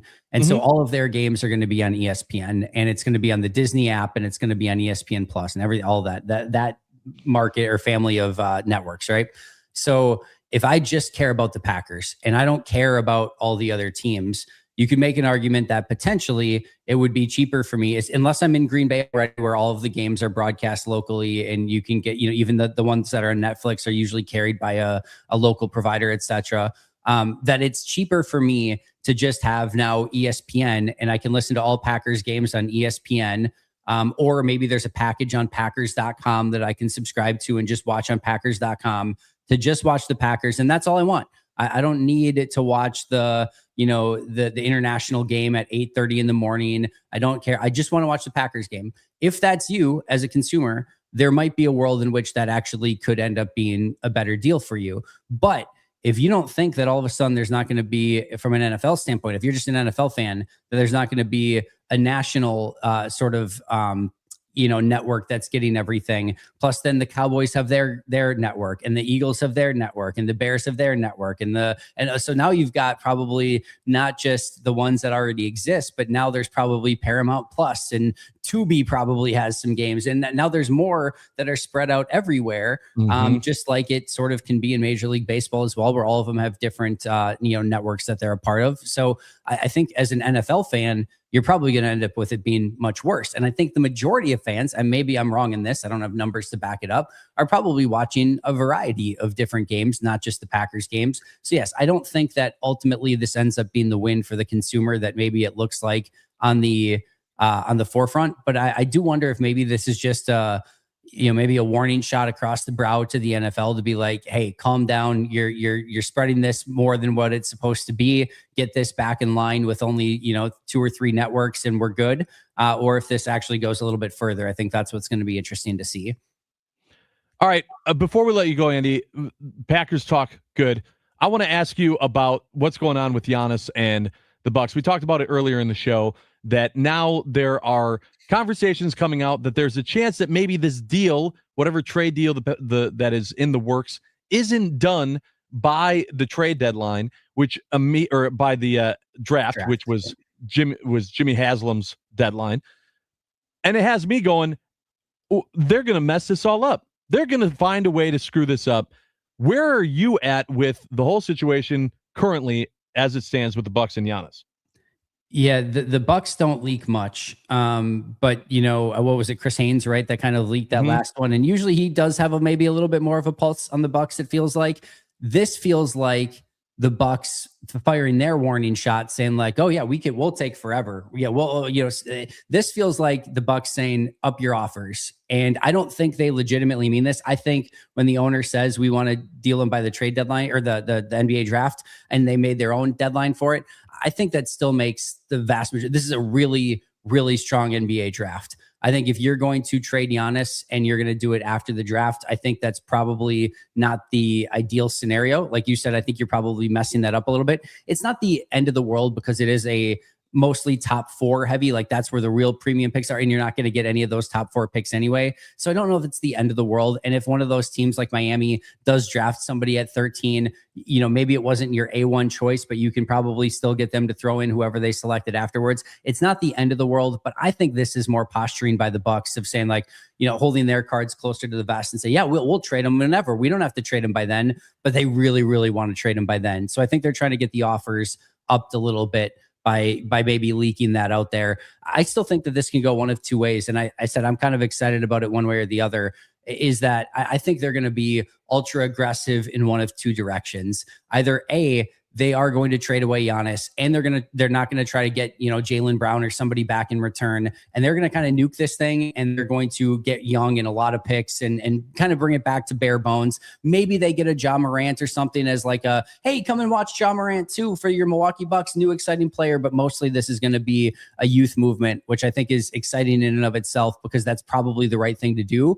Or I think they're going to mortgage the future and trade away the pick this year and their 2 unprotected firsts and go out. And that probably includes trading Portis and Kuzma and maybe even Miles Turner and putting the best lineup they can possibly put with Giannis. I think this is going to be one of two ends of the aggressive spectrum. And that to me is, I'm okay with that. I think the one selling off is a lot better than I think you're just borrowing from the future and you're not going to really be able to open up a championship window anyway. So better to bite the bullet. But if they do, they might be able to actually put a pretty frisky team together this year if they do it the right way, which is at least a little bit fun in and of itself. Andy, if you put both sides in a room and they had to speak the truth, Giannis and then the Bucks front office or, ownership, however you want to do it, deep down, do you think both sides would ultimately prefer to do a deal in Milwaukee, or do you think one or both is in the point of like, all right, deep down, we actually do want to make a move? I think deep down, Giannis wants to go somewhere where he has a better chance to win. And I think that sort of writing is on the wall a little bit. And I think that's probably what he would prefer at this point. And I think the Bucks would prefer it as well if the right deal is available. And I just think it's getting a little bit tough. I actually understand the Miami deal, I think, a little bit better than most. I don't think it's quite as bad as people are making it out to be, unless Miami's offering less than maybe what is out there. I think Jonas, their first round pick from last year, is a really good prospect. Jaime Jaquez is a very good player. Khalil Ware is a high upside, sort of gamble taking him on. And I think he has the opportunity to be very good. And then I think if you get this year's first round pick, if you get the unprotected picks and swaps moving forward, I actually think you can build a pretty solid foundation out of that. The Tyler Hero thing, I see people all the time being like, you're going to trade Giannis and the biggest player you're getting in return is Tyler Hero. No, all the other stuff, the first round picks and Khalil Ware is the big stuff. Tyler Hero is the salary filler. If you could also swing him to Detroit and pick up a couple extra pieces, whether that be an Isaiah Stewart or first round pick, something, I actually think that deal is probably satisfactory. It's not the best case scenario, but it's fine. But yeah, if they are just not digging that one and they can't find a better deal, then I can understand where they're saying like Desmond Bain went for $1 billion first-round picks. Mikal Bridges went for $1 billion first-round picks. You're not getting Giannis for Kasparis Yakichonis and Khalil Ware and a couple picks. Like it probably isn't right up to their liking, and I think that's where they have to figure out something of like, are we willing to take something like that or not? Well said. Andy Herman of the Pack-A-Day podcast talking more than just Packers with us here on Inside Wisconsin Sports. Buddy, thanks for joining us. We appreciate it, and we will catch up with you soon. Hey, can't wait. Thanks so much, guys. Appreciate Thanks, it. Andy. Andy Herman, Pack-A-Day podcast, joining us on the Wisconsin Sports Radio Network guest hotline, powered by Gruber Law. One call, that's all. I don't know why it is. I just feel like when Andy explains things, he makes me feel better about him. Maybe it's because I know that man can have his cake and eat it too. All right. When we come back on Inside Wisconsin Sports, we're going to talk a little bit about how weather plays an impact in when we go to events. Trevor Thomas went to see Garth Brooks at Summerfest last night, wore his raincoat, was at the show, was in the row right where the roof line ended, so he had the drips falling on him even when the rain did stop. And it had me thinking, who out there has been to a concert, a game, something to where the weather played such a factor that you just couldn't find a way to enjoy it? I've got one for sure. We want to hear what yours are on the Nicolay Law Fan Talking text line, 414-677-1250. That's coming up next when we come back on Inside Wisconsin Sports with Trevor and Josh, today with Josh and Aaron. And we are live from the Wisconsin Sports Radio Network studios, powered by the Potawatomi Sportsbook.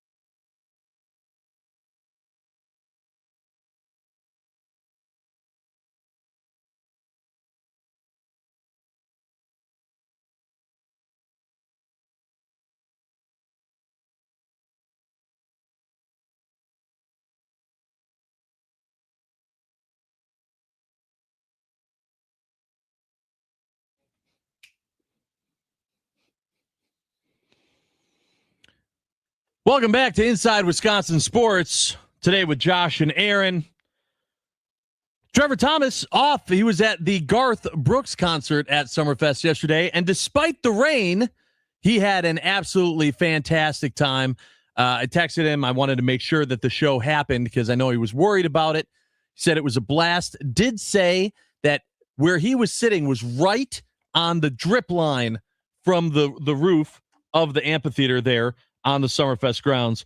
It had me thinking, what events have you been at, sporting or otherwise, that have just been spoiled, soured because of the weather, right? I have one that always stuck out in my mind was my one trip to see a game. I saw the Brewers and the Twins play in Minnesota at Target Field.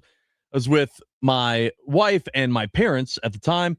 And we were wind was terrible. Rain was coming in sideways, even though like we were up in the stands and it should have been covered. Like we were still, our backs were just getting destroyed.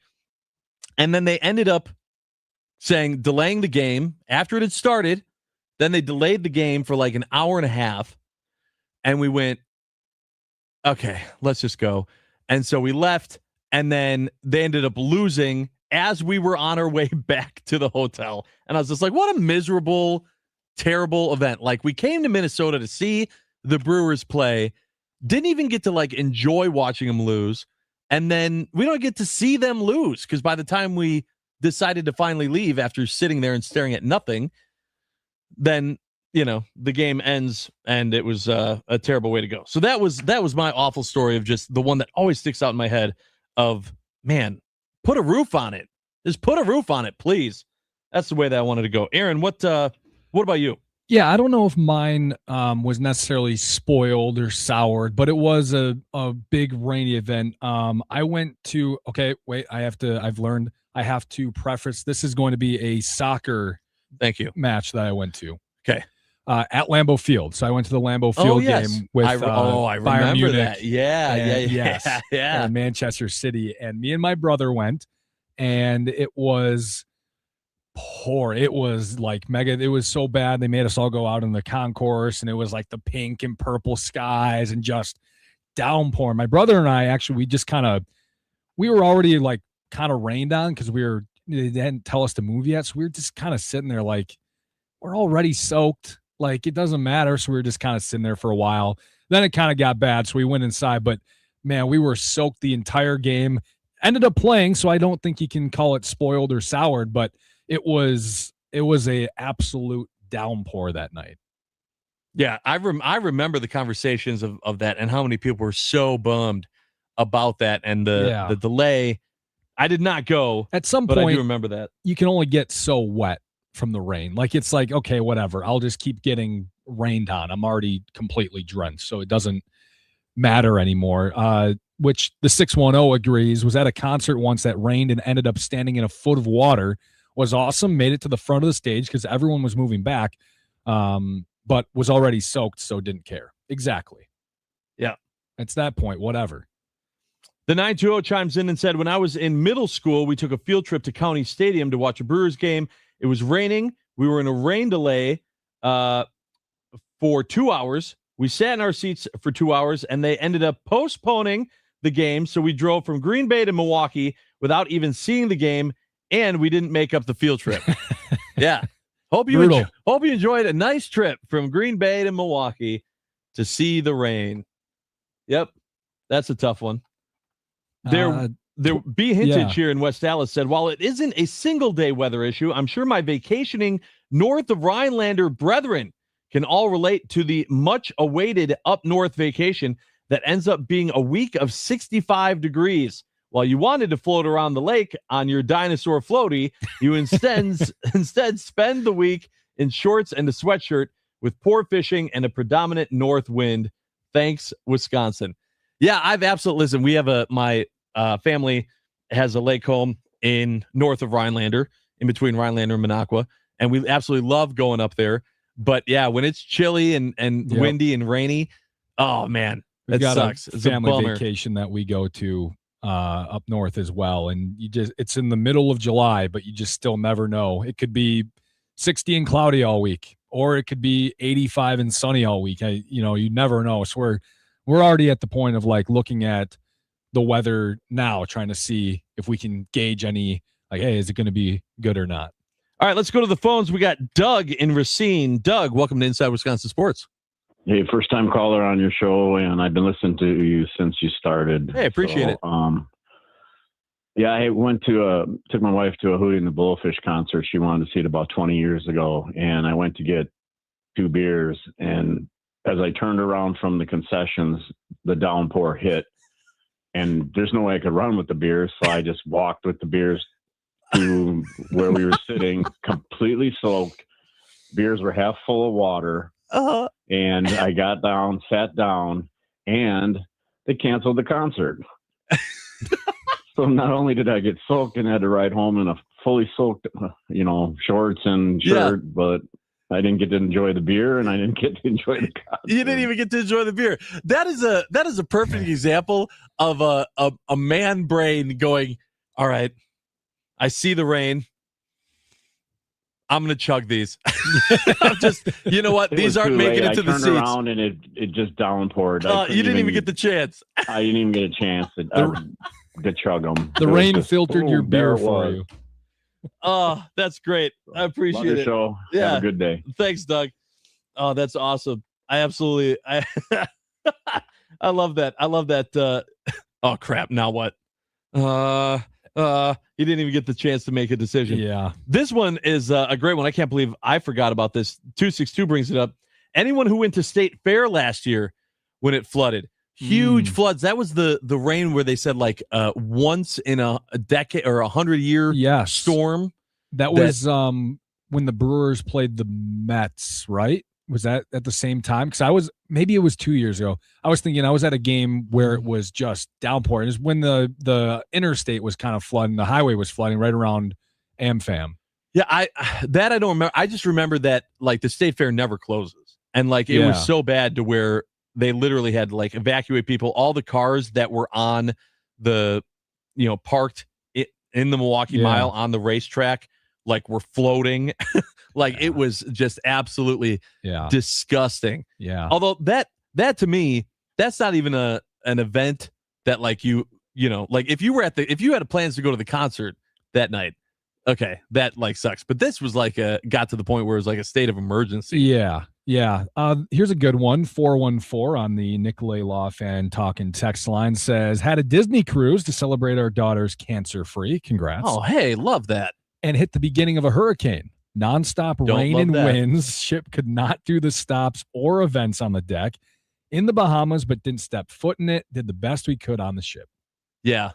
Yeah. I mean, that happens. I mean, first and foremost, though, I hope that your daughter's doing well and love to hear that. But yeah, that's right. That's the risk. Those are the risks that you take when you do those type of trips. Yeah. I mean, listen, we go to Disney all the time as a family, and depending on when you go, like they say it's like monsoon season, and it's just like it rains every day at some point throughout the day, and you just gotta watch said for it. Lightning delays at family night are brutal. So for the Packers and their family night, any sort of rain delays there, I can totally get that. Schlitz Hat Patrick chimes in and says, at AmFam Amphitheater, Red Hot Chili Peppers with the Foo Fighters opening, absolute downpour and wind blew it in under the roof to the stage. The bands played in the downpour, and it was awesome. Okay, so that's the thing, right? Like they say, as long as you can live with it in the rain, as long as the bands are okay, like it's just the lightning, right? Like the lightning, that's when they go, okay, we got to shut this down. We can't do it. The rain can happen. And it seemed like that was part of what happened last night. I mean, for the Garth Brooks show, if you were there, let us know, but it seemed like it did rain. I saw plenty of pictures of people in their ponchos and still at the show, but the lightning stayed away so the show could continue, and that was okay. As long as that happens, that's okay. 262 says, I was at the Brewers game when we got the generational flood, parked in the back of the parking lot, lost a trusty pair of shoes that night. 10 out of 10 would do it again. I don't know about that. I was at that game. Me and my brother went. It was a bobblehead giveaway. I don't remember whose it was. Maybe Churio. I think the Churio bobblehead giveaway. So we didn't park in the parking lot. We parked way up on the street, kind of far away. So we had a 10 to 15 minute walk, and we were soaked getting back to the car. That was great game because the Brewers, that was the William Contreras game where he had the pitch timer violation, reset his at bat. Then he hit the home run. It was that game. So great game, just not great leaving the game. Sure. The 317 says the 2024 Indy 500. I was at it, delayed 5 hours, but turned into an unbelievable evening, and they got the whole race in under a sunset at the Indy Motor Speedway. Yeah, I mean, that's the other thing too, right? Of the events, that is it better to be at an event where they just delay it, right? Yeah. So you kind of go under cover and just have to wait it out. But then when the event comes back on, right now the rain is gone, you can be dry and you can enjoy the event. Or would you rather just do the event and you're just getting wet and who cares? Do that. I will tell you, and we've talked about this on the show. Great question. When it comes to Packers games, give me snow and cold over wet and not cold every day. Yeah, I do not want to be just kind of cool for a football game. I do though. not want to be at a rainy game. I don't understand people that are like, where they're slipping on the mud and everything. No. Mud games are best enjoyed at home. I do not want to be at Lambeau Field for a Mud Bowl game. Yeah, and I guess you can prepare for a rainy game, but usually snow just can't come out of nowhere. Like it's pretty, so like you can prepare for it. Sometimes rain just kind of comes out of nowhere and you can't prepare for it. So yeah, I think I'd take snow over rain at Lambeau. The 262 said it was the Yelich. It was a Yelich bobblehead. Oh, okay. Yeah. I don't know if that helps jog your memory at all. Matt in Minneapolis says, I went to the Renaissance Festival and it downpoured. I was super wet. Wasn't that bad, but it was so muddy. That's what I'm talking about. The mud. Yeah. You know? That's definitely worse because then you can do your shoes and clothes or whatever.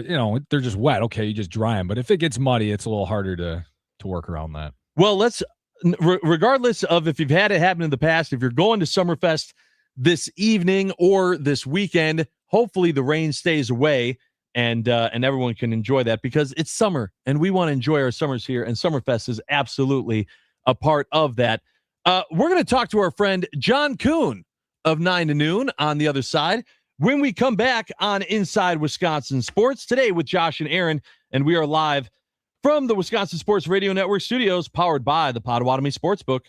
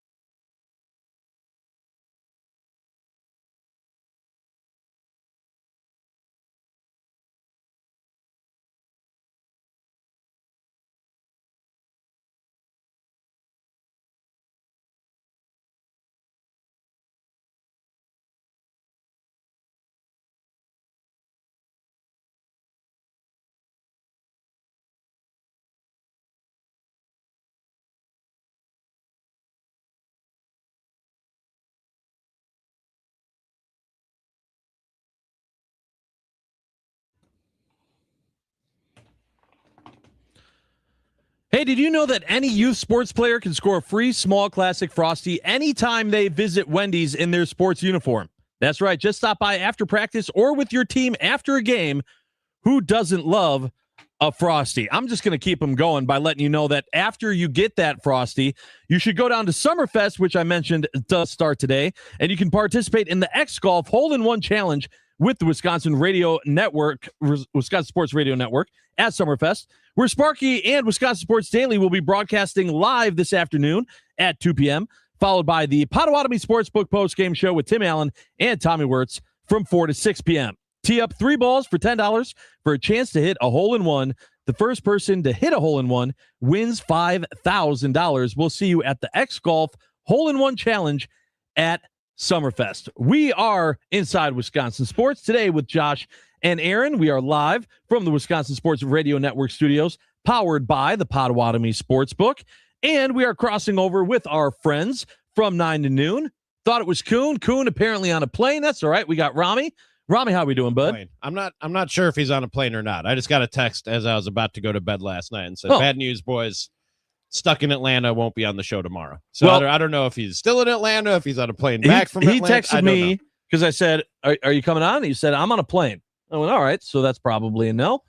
So on a plane. Either way. Oh, Josh Albrecht just texted me and asked if I'm coming in. Yeah. Can you respond to that, by the way, and let me know? Hold on one sec. Yeah, great. That would be a huge help. On my way. Perfect. Because that's what I was 2 minutes ago. I'm on This is great radio. All right, cool. Good. All right, good. We were talking about, so Trevor Thomas was at the Garth Brooks concert last night, and he was in the row right where the roof of the amphitheater ends. So even when the rain stopped, he was getting the drip the entire show. Said he had a blast, but he was wet. Is there a specific sporting event, concert, some type of gathering in general that stands out in your mind that was impacted, Rami, by the weather? A couple of years ago, we went to go see, me and the wife at Summerfest, we went to go see SZA. I remember that. And it poured, dude. They pulled the opening act off the stage and everything came to a screeching halt, and they waited for the rain to stop before they brought SZA out for her performance, and everybody went down in the on the stairwell and they the had tunnel to evacuate the seats where it's all because there was lightning. Man, we were there mostly for my wife. SZA's got some bops, you know what I mean? Sure, I dig some SZA, but we were there mostly for my wife, and every fiber of my being wanted to be like, let's just go home, because it was we were packed in there like sardines, dude. And I can get claustrophobic in situations if I'm in a large crowd and it's moving, like you're on the what do they call it, the platform or the tunnel that's going to, as long as everything's moving, I'm fine. But large crowds like that where we're all packed in and just sitting, and it was also hot and humid because the rain was falling. Oh, I was so ready to go home, but I just sat there and bit my lip and waited for the rain to stop, because I knew the wife wanted to stick around and watch SZA. But God, did I hate that. And it was a great show. SZA puts on a good show. Wasn't that the show that Kim Kardashian was at? Yes. Kim Kardashian was in the front row. She was not waiting with the rest of us. She wasn't packed like sardines. That would have been the best story if she just had to stand next to a wet and irritated Rami Makloff. I just am imagining the conversation of, so weather sucks, huh? Just what Rami says to Kim Kardashian. So what do you do for moment? work? Yeah, well, right. Being that I was with my now wife, she was my fiance at the time, I'd have to pretend like I don't see Kim Kardashian, right? I'd be like, oh that is Kim Kardashian over there, isn't it? Is that who that is? I didn't even realize. Oh, look at that. Yeah. Does that lady have security by her? Why does she have security? What? Yeah. Why is she being protected? Your wife's just watching you with those eyes of, don't you dare look down. I swear if you look down, you're just looking around. Oh, is that a new piece of concrete up there? What is that? I didn't know they put that into the amphitheater. Somebody should really patch this up there. This looks like it's a little Just gonna find anything else to look at besides Kim Kardashian. Just What's that over scrolling there? Twitter. Just scrolling Twitter. Just face right down at the phone, guys. That's what you do anytime you're in a situation like that, or your awkward situation. You just go right to the phone, pretend you're scrolling. You're showing her. You're like, yeah. No, look, it's the radar. See, I'm just constantly look at that. All No, looks like I'm it's not moving taking through. pictures of Kim Kardashian. You're What are you looking at talking your- about? No, I'm saying when you're looking at your phone. If you're on your phone and you're near Kim Kardashian, you have to prove to your wife what you're doing on your phone. You're scrolling through your Venmo transactions, making sure they're all looking all good. You do not just get to assume right that everyone thinks you're looking at the radar or your Venmo. No, you're absolutely doing that. Rami, what's coming up on the show today? Oh, jam-packed show today, boys. We got Vinny Rottino will join us at 9:25, and we'll talk Brewers right out of the gates and Cooper Pratt's debut. We'll keep that going with Vinny in the 9 o'clock hour. 10 o'clock, I don't know. Are you guys doing Giannis Watch every day? We're doing Giannis Watch every single day on the show. We talked Giannis, and the big thing that I talked about today on the show was just that this new Chris Haynes bit that came out of them saying, I don't know if this gets done before the draft, has me going, how are the Bucks going to screw this up? How are the Bucks going to find a way to screw this up? Is that how you look at it? Because I look at it different. I look at it as Giannis might just be staying. I've been 50-50 like since the offseason, and especially since the Jimmy Haslam comments that he wants something done by draft day. I've been 50-50. I moved to like 55-45. He's getting traded. I did swing towards D. He is getting traded. I said on Monday, every day that we move forward and Giannis is still a buck between now and the draft, 1 percentage point goes back to he's staying. So I'm like 50-48 now that he's staying, and come draft day, if he's not traded, I'll have swung the other way to 55-45 that Giannis is staying. I don't think this is a done deal, guys. I don't. I know everybody's trying to convince you of that in the national media and even locally. It started to sort of trend that way, and that's the vibe that I'm getting. But I don't think this is as done a deal as everybody thinks it is that Giannis is getting traded. So we'll give you the latest on Giannis Watch. We'll hear from Chris Haynes and others, including Doc Rivers, what they think Giannis is up to. Random power rankings at 10:25. Ranking sandwiches. Love that. That is can't miss radio. What's your favorite sandwich? Right there. What's your favorite sandwich? I don't.